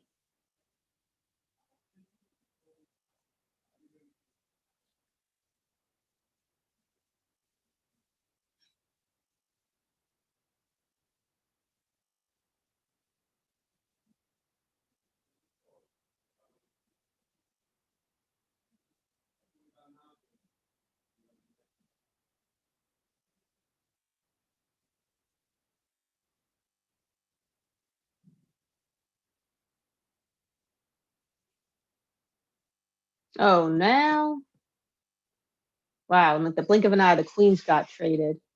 Oh, I wish. Oh, I know I can't go back. Yeah, I don't know if that was the best decision for white, unless it was forced and I just missed it for a moment. So it's black's turn. I think black's going to be just in time.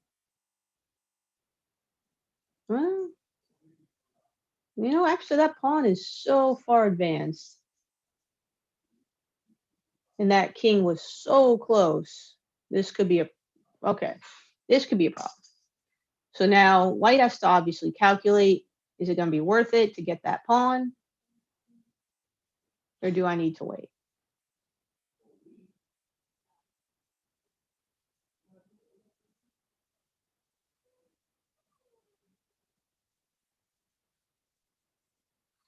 Sure.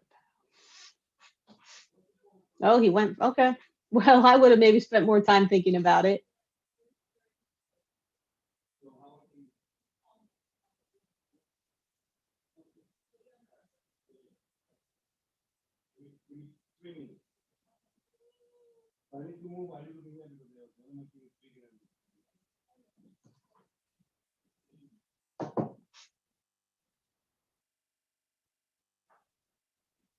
No, now black has some decisions to make. Yeah, king d5 for sure.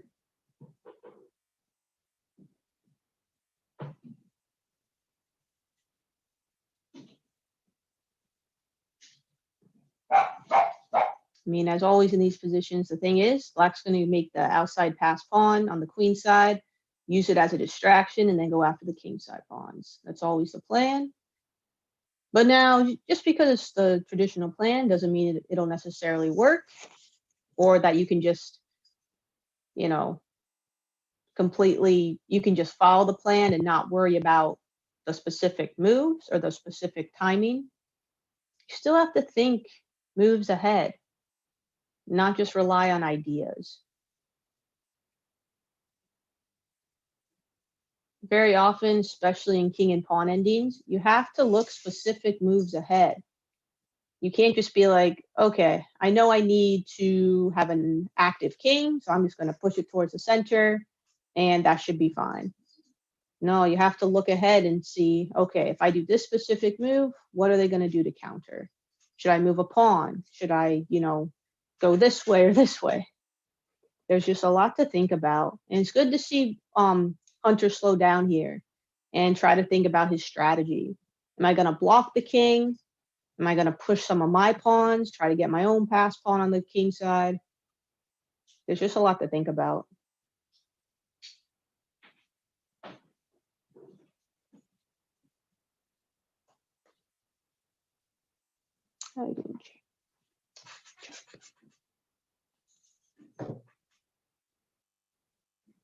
All right, back to the other big thinker.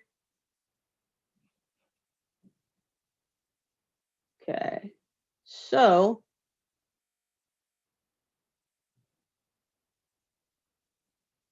looks like white has made progress. So white has double rooks on the 7th rank. Get back.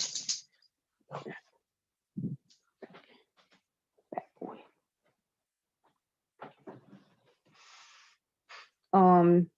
Maybe the minor pieces aren't quite as active as white would like, but the rooks make up for it. Black's pieces are pretty active too. I mean, I don't know how he got that rook to b6, but it could create some trouble there for white. So we'll see. If you're defending, yeah, okay, knight f5, correct. Just try to counter white's threats. Just try to make it as hard as you can for them. So knight f5, good, probably best move.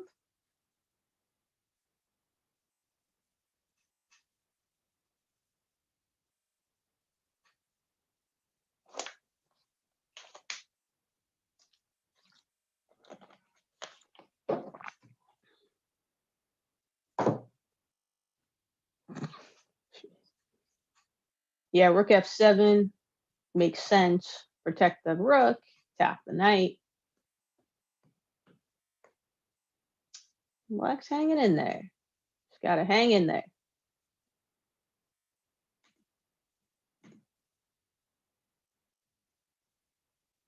All right, okay. So, okay, we see both plans in action. White, well, both sides trying to block the opposing king. White trying to move their guys on the king side. Black starting to move things on the king's, the queen side.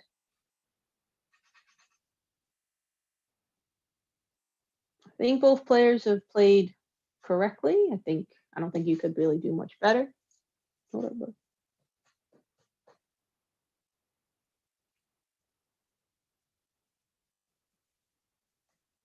So again, white thinking. Do I push the pawn? Do I move the king now? What do I do?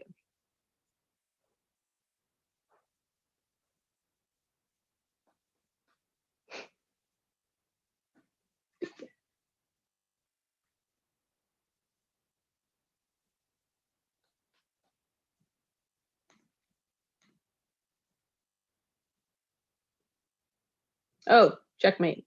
All right, good game, board one. So I think we're set up for Kieran and Mateo for first place. Two of my boys. That should be a really good match. Let's see, anyone else still going? Oh, that's right, Holden. Holden and Max. No, these guys. See, this is what I like to see. These guys are trying hard. It looks like Holden was up. You know, Max was able to fight back. The advantage is now down to a bishop, so white's still winning. Yeah, but I don't know. Really curious how this is gonna go. I don't want to miss too much of the Connor game. Oh, A4. That was very risky. Oh, it might have even like won, had a chance to win, but Connor calmly plays B4, and Black should now win. Now the pass pawn's protected. That's the problem.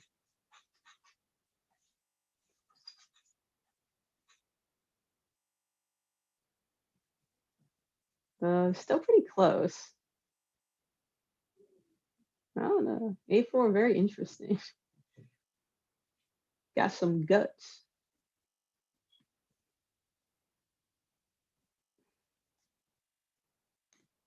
And then these guys. All right, so these guys have started. Yeah, August and Thea. That should be a really good game. Just counting. All right, even material. So keep an eye on this one. See if there's any fireworks. Yeah, everyone's playing pretty well. Did Connor go? He did not. Yeah, I feel like this Holden and Max is probably going to move along. So maybe we'll stick here for a little bit. See if it ends up soon. That's very good struggle.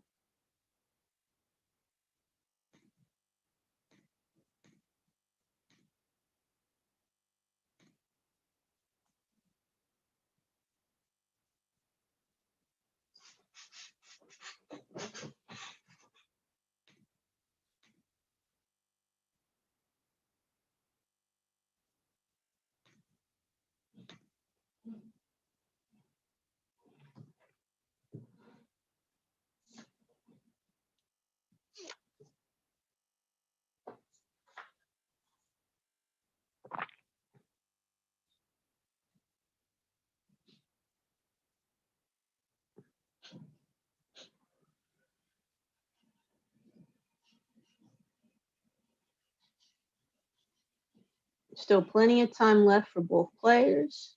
8 minutes is a ton of time. 10 minutes is a ton of time. All right, Holden starts pushing that pawn.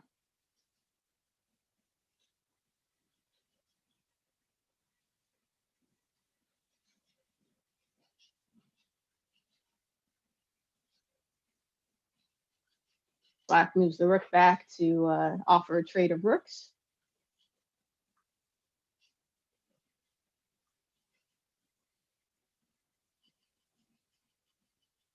They trade rooks. Yeah, I mean, normally if you're winning, trades are good for you. Because at the end, you're just going to be left with like an extra guy. Okay. No, this is good.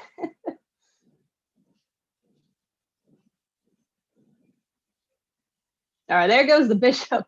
That bishop's been there for at least as long as I've been watching. I was waiting to see what would happen.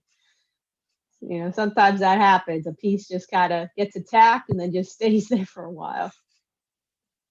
All right. So white's advantage is now down to 2 pawns. However, it's now the end game. So those 2 pawns is much bigger than it's seen. It may sound like. I mean, going from a queen to 2 pawns, it may sound like a big swing. But white can definitely still win. And black, but at the same time, black has good chances to tie the game as well.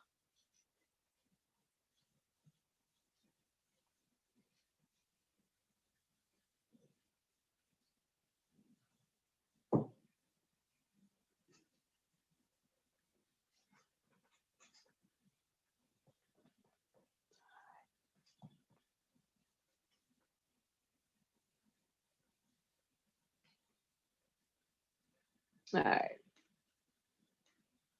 Connor?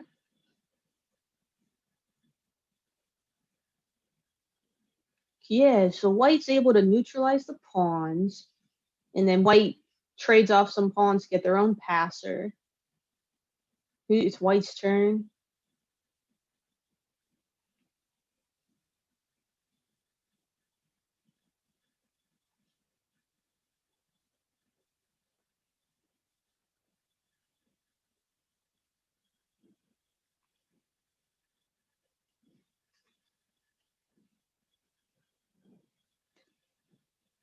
I think we're going to see a result there very soon. Then we got, got a pretty good battle here.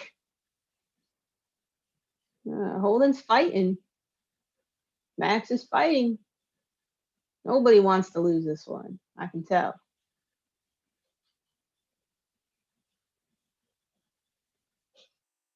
Yeah, 96 looks pretty good.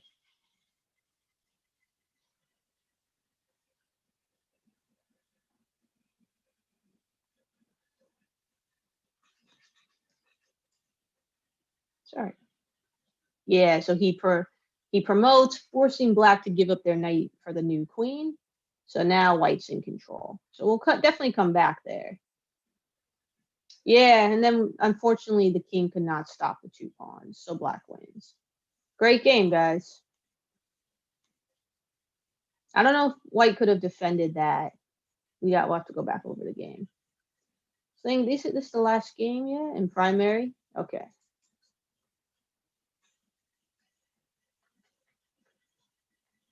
Well, we'll see. It's a good test for these guys. Definitely don't want to give up. There's always stalemate, or, you know, maybe white just doesn't figure out how to win. Always force, especially in the primary, always force your opponent to prove they can beat you. Right? All right.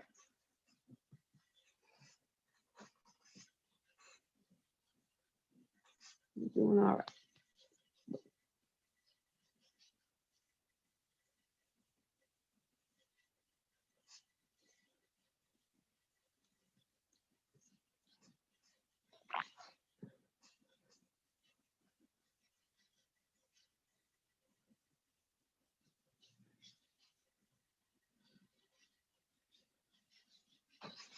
This is when it's toughest, right? You're so close.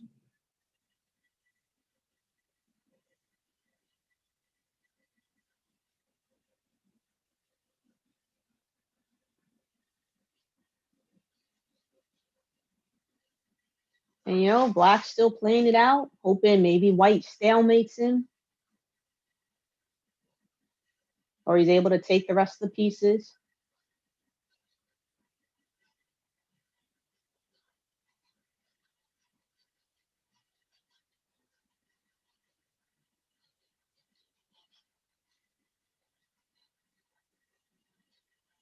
You know, we've seen a lot of great battles between grandmasters, but there are battles just as tough between, you know, between people in all sections. Oh, okay, that pawn got to the end. Okay, it looks like black still has one place to go, so it is not stalemate. All right, let's see if white can pull this one out. Check back in with these guys later. Oh, sorry, that's where we were. So reserve. All right. Theo working on something oh my gosh. Theo working on an attack over here. Oh, queen on h7, supported by a piece. Another example of that mate. Good job. Ooh. Wife working on something over here. Maybe white working on something too.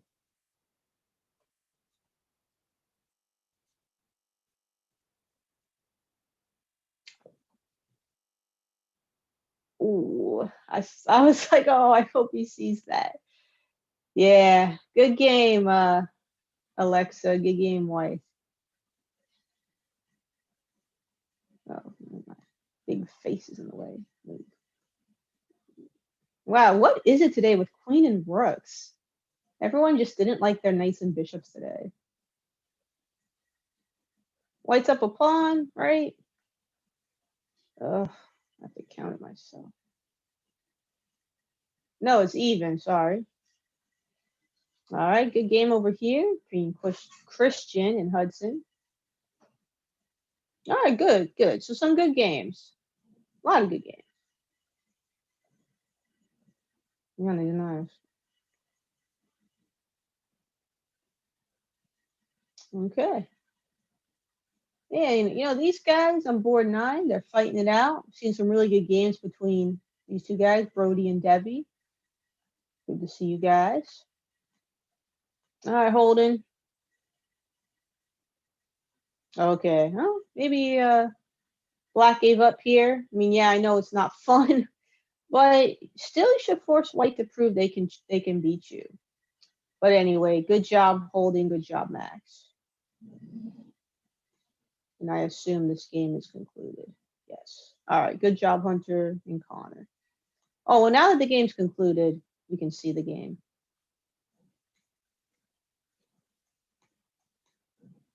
See if there's anything that could have been done. Did he trade? Okay. So it was not a forced trade. White could have done something like that. Man, I was thinking maybe White could try to push the pawns. Looks like it might be too slow.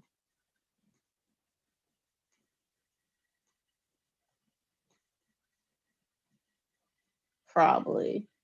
So White has to like do something like that. Oh, well, actually they could do that. Like let's say White just, you know, blah blah blah. The threats to do that. So but maybe I don't know, that pawn is coming quick. And maybe Hunter thought that by trading, the C pawn is actually really advanced and could become weak. So should White have done this? Well, another thing, White could actually just kind of chill. Yeah, this doesn't look good though.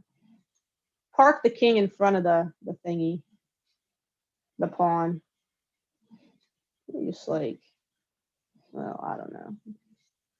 Maybe just like gone here, just tried to push the pawns. I don't know. It's really hard to say. I probably just looking at it, I can't really tell. Let's try. Okay. And now Connor decided to push. Yeah, I mean that makes sense. Oh, he didn't go a4. Well, he sort of did. I thought he went a4 here, maybe try to like sack.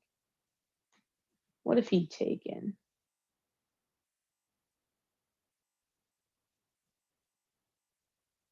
Nah, this looks pretty hopeless. Not good. Okay. Yeah, I think it's just winning for black. So maybe the best chance is to just put the king in front of the pawn and just kind of try to sit tight. Or sorry, maybe you can even check. Yeah, okay. Now we're working. I mean, I don't know exactly. Maybe try to, I don't know. Then you're going to pick up this one or this one. Yeah, this I could definitely see being a draw. All right, great game. Okay, so these guys are done. Primary is done.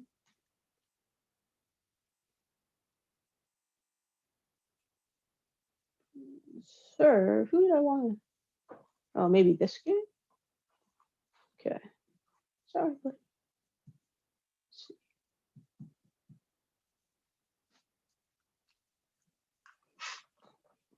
Alright, see what's going on.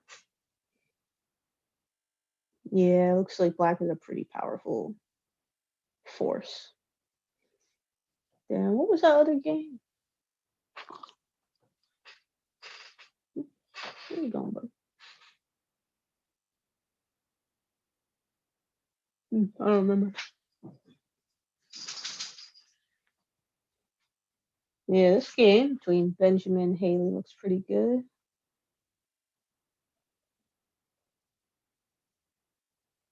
All right.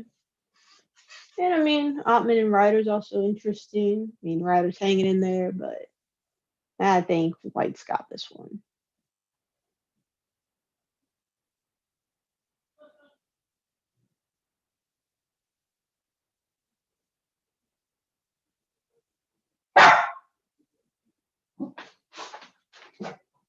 Come here, buddy. Sorry, buddy. Come here. Go out. I'll stay in here, bud. I'll stay in here, bud. All right, let's see.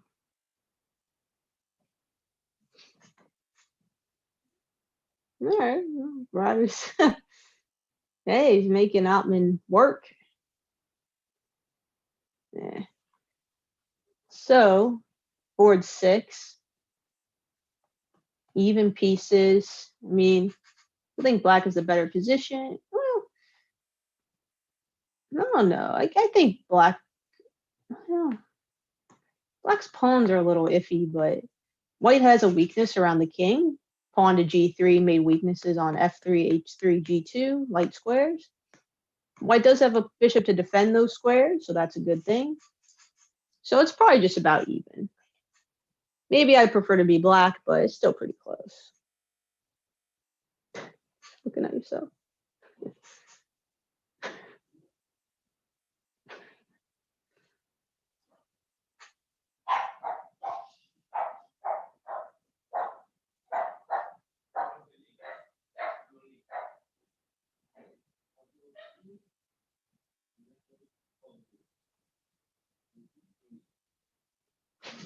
No. Whoa. All right, bishop e4. Yeah, like imagine if this was a dark square bishop, like a e3. Black would be totally winning because they can just dominate the light squares. But since white can go bishop e4 and keep control over those squares, it's should be fine for white actually. I don't think there's really much danger. And maybe white can attack those weak b pawns. But yeah, really good game. Sorry, buddy. Yeah, this guy's crazy.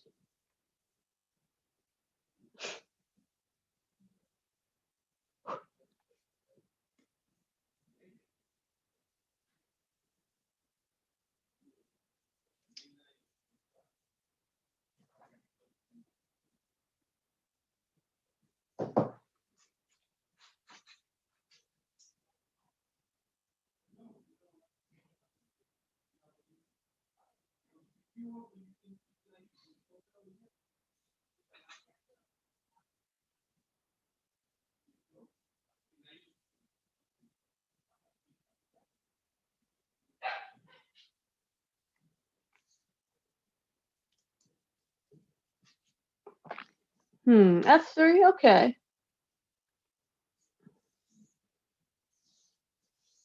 I mean, any pawn move is always a little bit of a weakness. Like it does weaken g3 somewhat. Now it's only g3 is only guarded by the h pawn rather than both the f and h pawns. That's just alright though. And black, okay, yeah. So black was, yeah.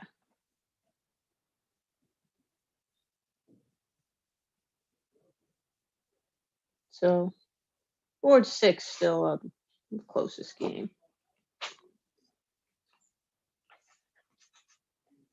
Sorry.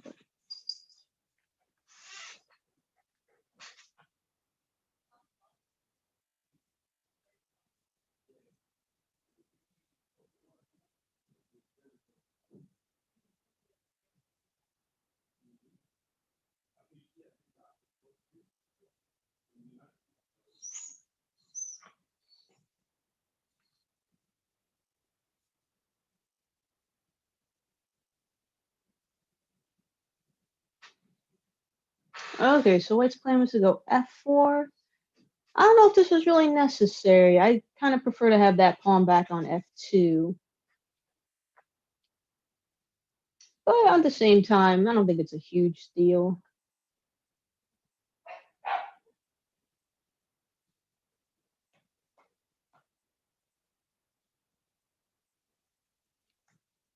All right, primary begin. Oh, they did. All right, Matteo versus Kieran. Who was paying more attention in lessons? Nah, I'm just kidding. These guys are both really good. Really excited to see what happens. Yeah, board 2. Yeah, know both of these guys. Really good players. I mean, even if I don't know you, I'm sure you're a good player too.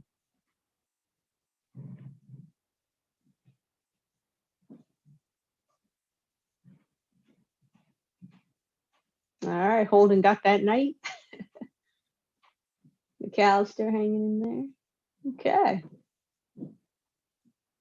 And, we've been paying a lot of attention to the top boards, but, even if you're not at the top, that's okay. Just take it one game at a time. And after the tournament, just go back over your games. Try to see what you could do to get better. Even if you get first place, you should still go over your games. Should I let him free? Ugh, get him out. Get. Bonjour.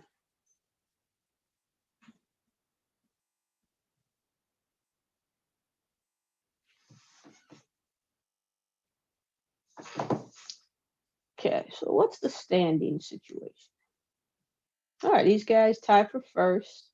So potentially Roy with a win could catch them, but Kieran and Matteo would have to draw. How's everybody else?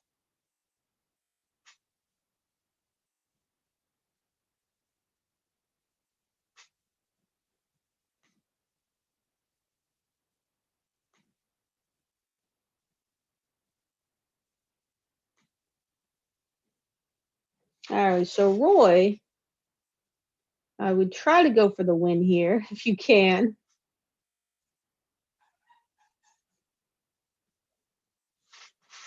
Well, and Roy, slow down. Well, that's to everybody. No, it's the last round. Still slow down.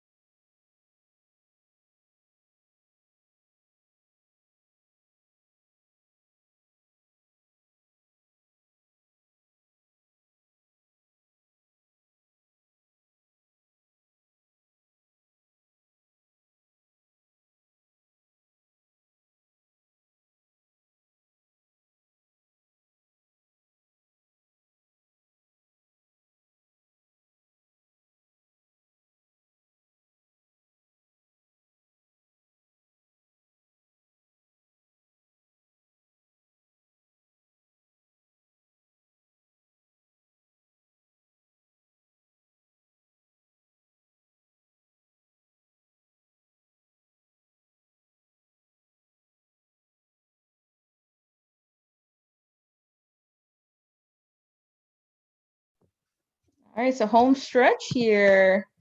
Yeah, we have some developments. All right, Matteo and Kieran have transitioned to rook and knight endgame. Looks like white was able to get up a pawn at some point. Have to look back how that happened. but still very close.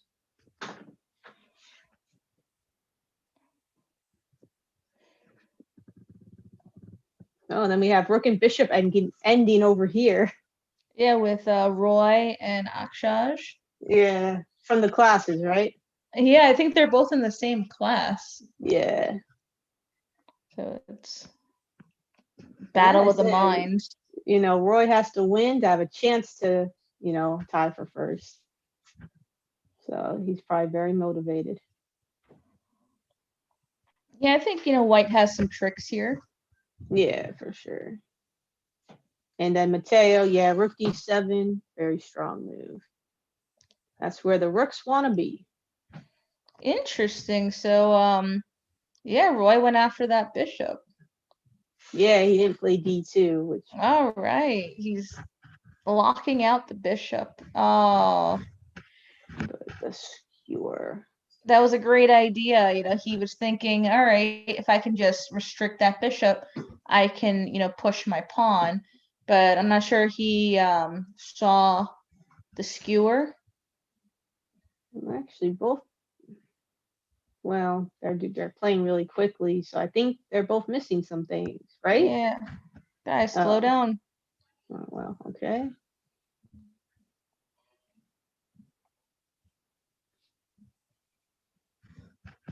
All right, looks like Matteo picks up another pawn here.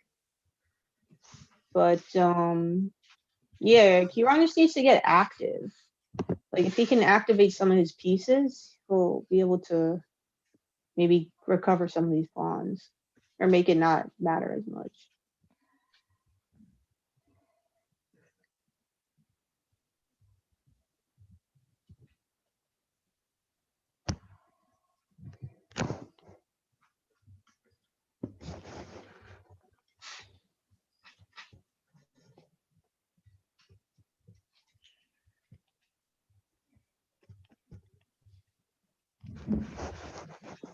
No, Matteo, he's a pawn eating machine.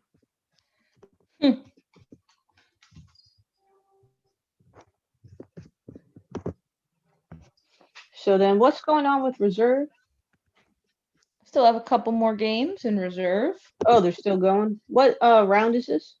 It's the last round. Oh, it is. Okay.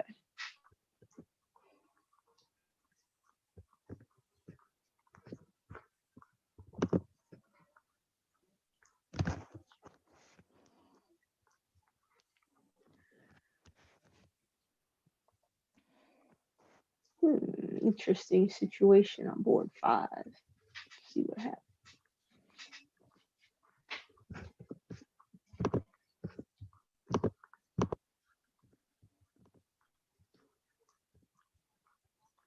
Oh yeah, that is a very interesting situation.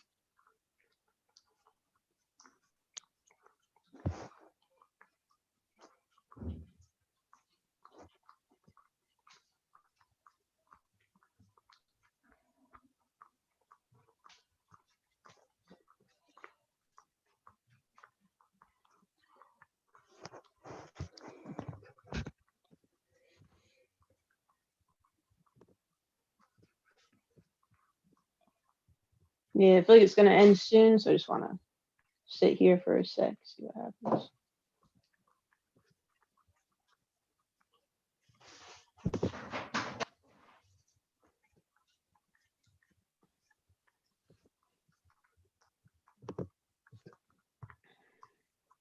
Yeah, Black doing their best over here, but I think with the extra rook, White's pretty close to winning. I'm seeing a lot of improvement. A lot of these players started playing in our tournaments in July, and just seeing the rapid improvement is wonderful. So whatever you guys are doing, keep doing it. If it's, doing tactics, if it's taking a class, if it's, just watching videos, whatever you guys are doing, keep doing it.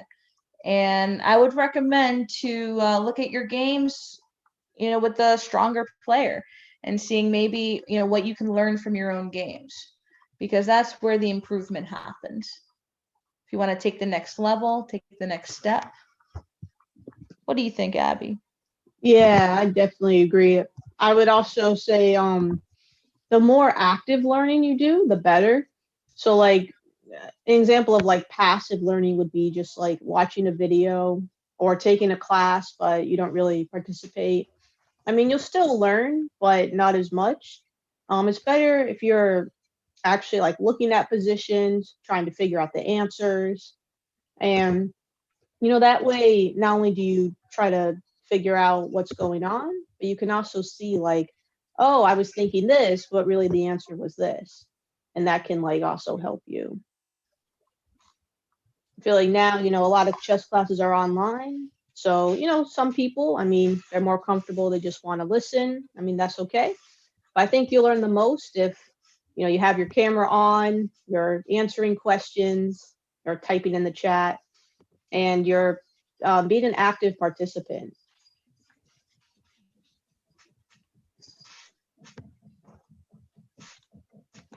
I think that's really important.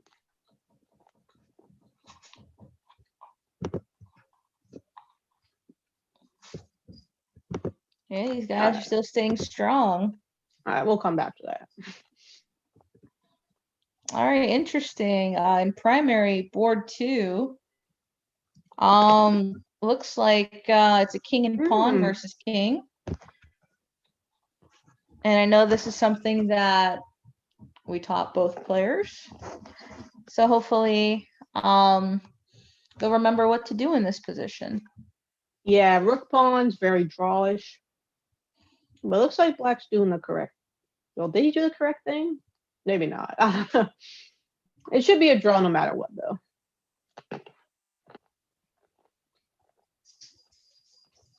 It looks like they're both playing pretty fast. All right, so, well, I'll say it after the game.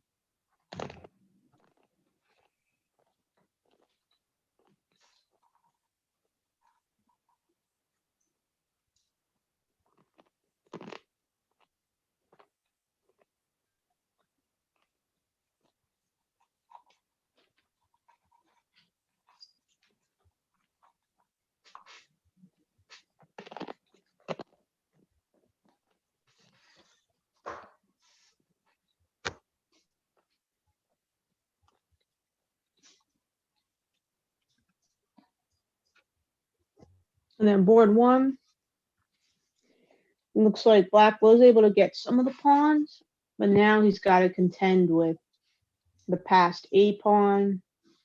Yeah. And his rook is out of play. Yeah. Okay, looks like board 2 was a draw, which was the correct play. So in board 2, as long as you keep your king in the corner, there's no way white can make any progress. So nicely done, Roy. I know we definitely went over that in class. Nicely done, Akshaj. Both players, played a very good game. I was, very impressed. Yeah. Oh, okay. This is what happened. All right. So Roy, is not playing the most accurately. You want to take the opposition here. So against a rook pawn, you can get away with moving back. But if this pawn was here instead, white would win by here. The idea is after black moves away, white would have an extra file to go here and support their pawn. So, okay, I still want to be able to know the correct technique. Okay, so white did do this. Yeah, I mean, it's really nothing white could do. And then you want to, again, take opposition. That would have been more precise. But still, good game. Looks like that pawn's off to the races.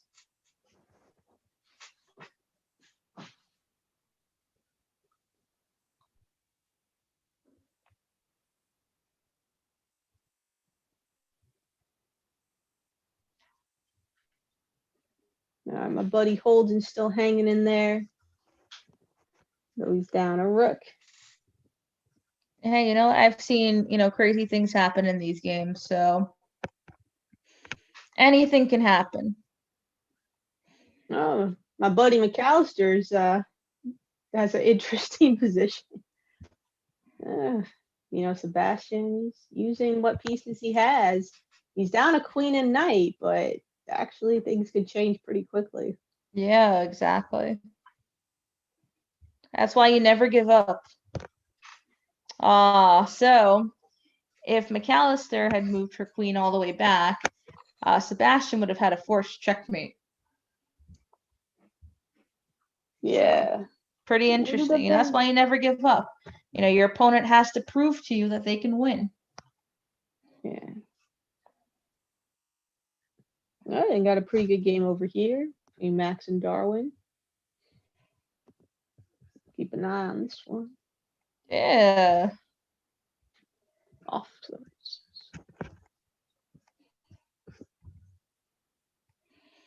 It looks like Mateo promoted to a queen. Yeah. And it's great, if you're winning your section, going 4-0, you'll be promoted to the next section. So it looks like, if all goes well for, Mateo, we'll be seeing him in reserve next time. Oh, Holden, he's hanging in there. I think he got a piece. Reserve just finished.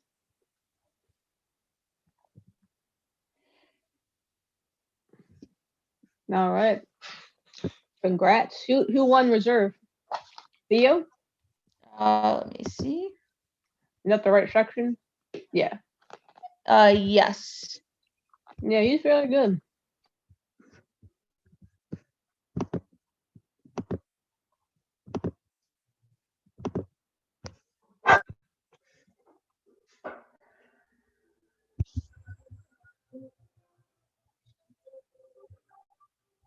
Wow, looks like there was a huge tie for second place. So we got Theo, who had a perfect 4-0 score. And then we had 1, 2, 3, 4, 5 players who had 3 points. So there was a 5-way tie for second place. Okay, nice.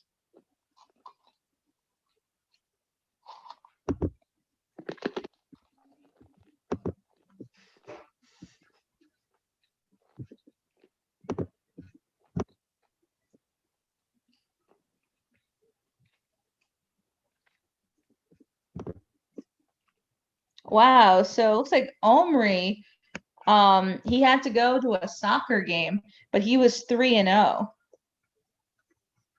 Oh, nice. Yeah, so he had to take a 0-point bye for the last round. Oh, looks like all right, White got checkmate on board 9. Good game. Black got a back ring checkmate. Good game. And then we have a really, really cool battle over here. Oh, between Holden and Chloe? Yeah. Yeah, those pawns are scary. Yeah, and then Chloe has her own joker out on F6. About to get to the end. Oh, okay. Holden's like, I'm not wasting any more time. I've noticed that Holden is very good with pawns. Like pushing them forward? Yes. Yes, he likes to do that. He likes to push pawns? Yeah. Well, he plays a lot of racing kings, so maybe he's just trying to get his pawns to the end.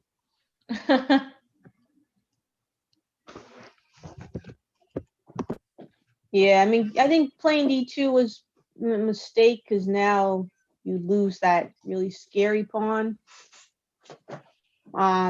But so now it's a pretty good game.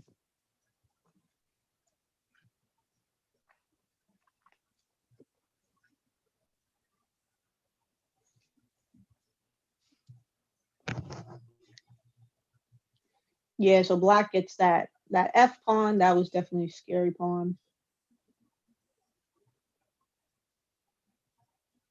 Is this the last game? Yep. In the whole tournament, right? Yes. Yeah, it's pretty good. Yeah, it's a nail biter. Oh, good to see.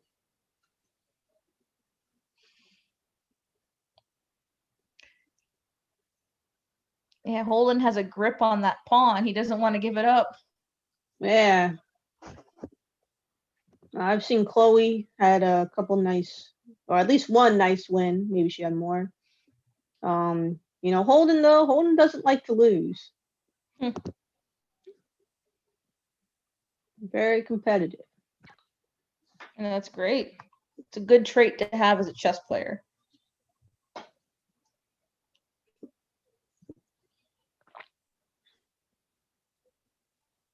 Oh, he blocked his pawn. Oh. Yeah. But that could work in his favor.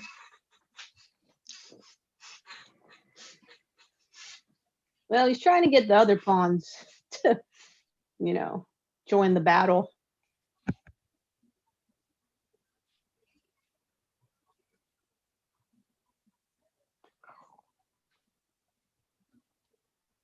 Interesting.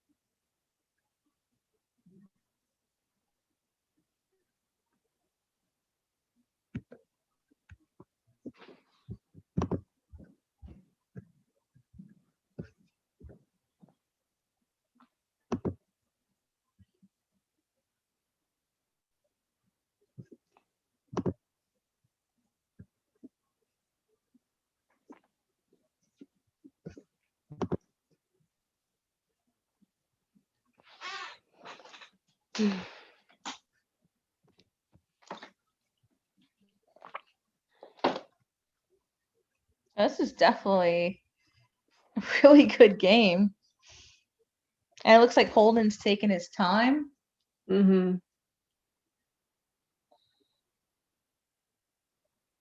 Yeah, good move. Gotta protect your pawn.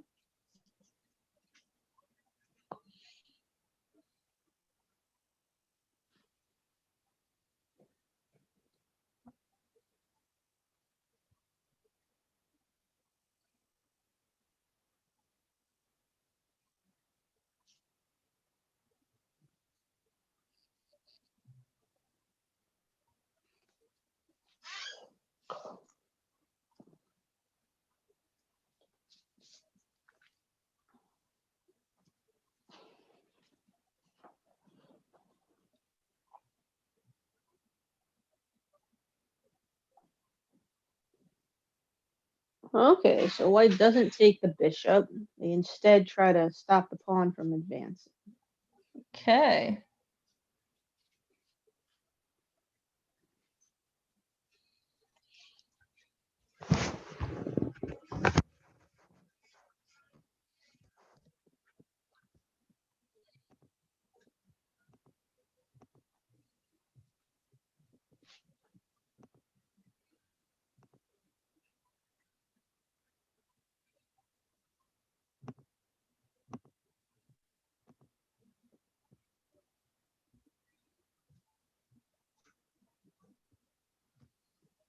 Oh, the skewer. Oh, she blocks it. Well, that's an interesting skewer. Oh man, yeah. This isn't. What a game. Yeah. I don't know. I think it's going to end in a draw. What do you think, Abby? I don't know. I think it's going to be a draw. That's my prediction. Nah, I don't think so. You think one side's going to be victorious? Yeah.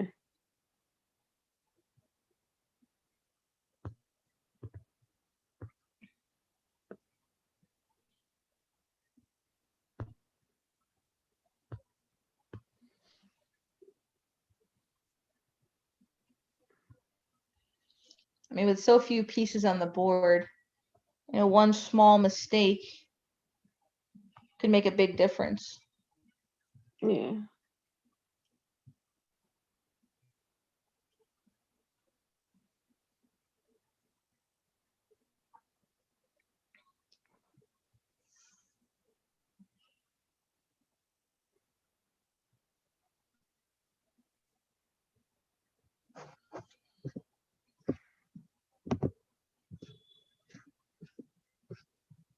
Yeah, good to see White slowing down, thinking.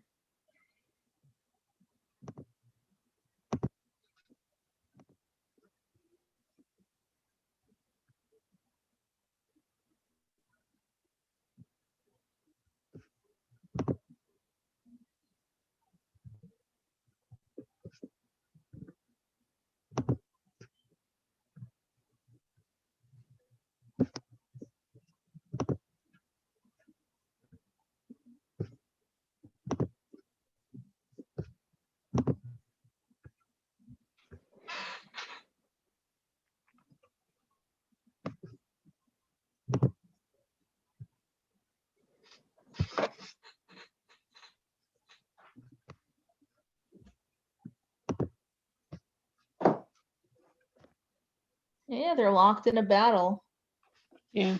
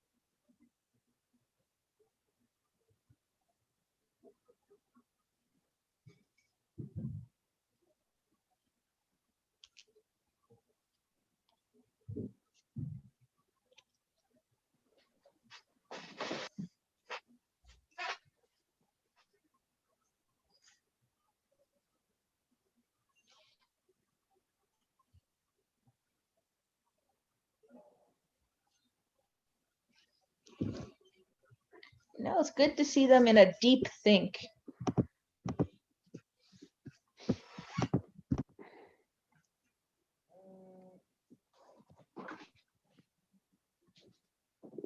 Nice.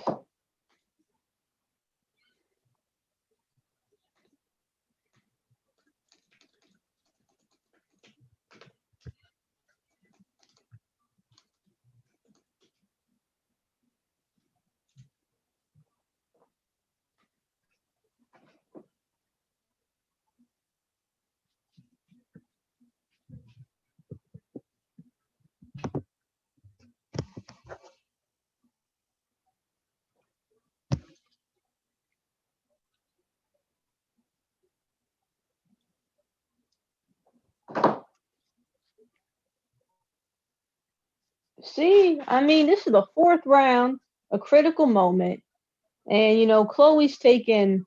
I don't even know how long it's been now. 5 minutes to think about her move.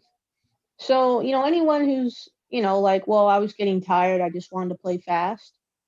I mean, I don't think it's unreasonable to expect players to fight all the games. I mean, here's somebody who's doing that, and they're probably going to get a lot better.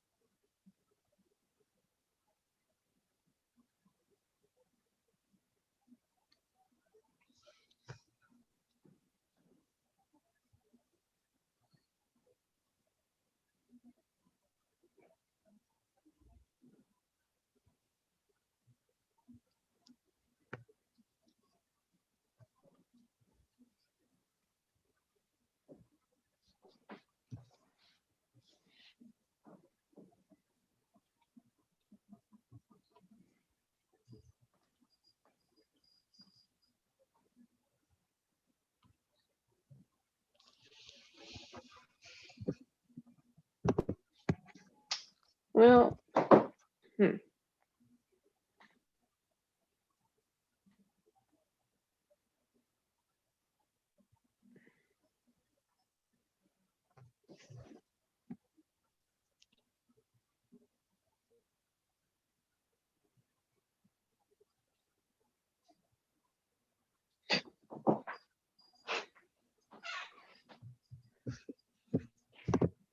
um, hmm.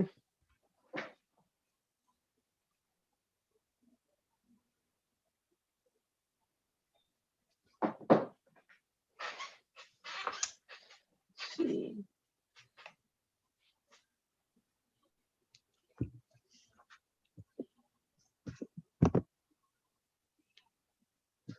All right. Is Chloe still there?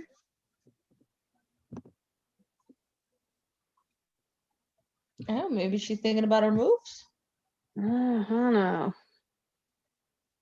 Well, all right. So this has been a really good game. Definitely, if anyone wants to keep watching, you guys know where to go. Just back to the tournament site if you want to know how this one ends. Yeah, I think overall this has been some of the best chess we've seen since the summer. So it's been really cool looking at the games.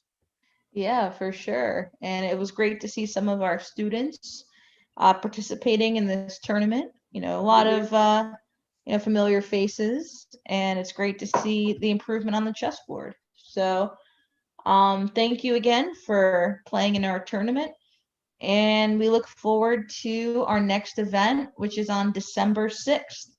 So we'll be sending details shortly about that. Sounds good. All right. Thanks, everybody. Bye-bye.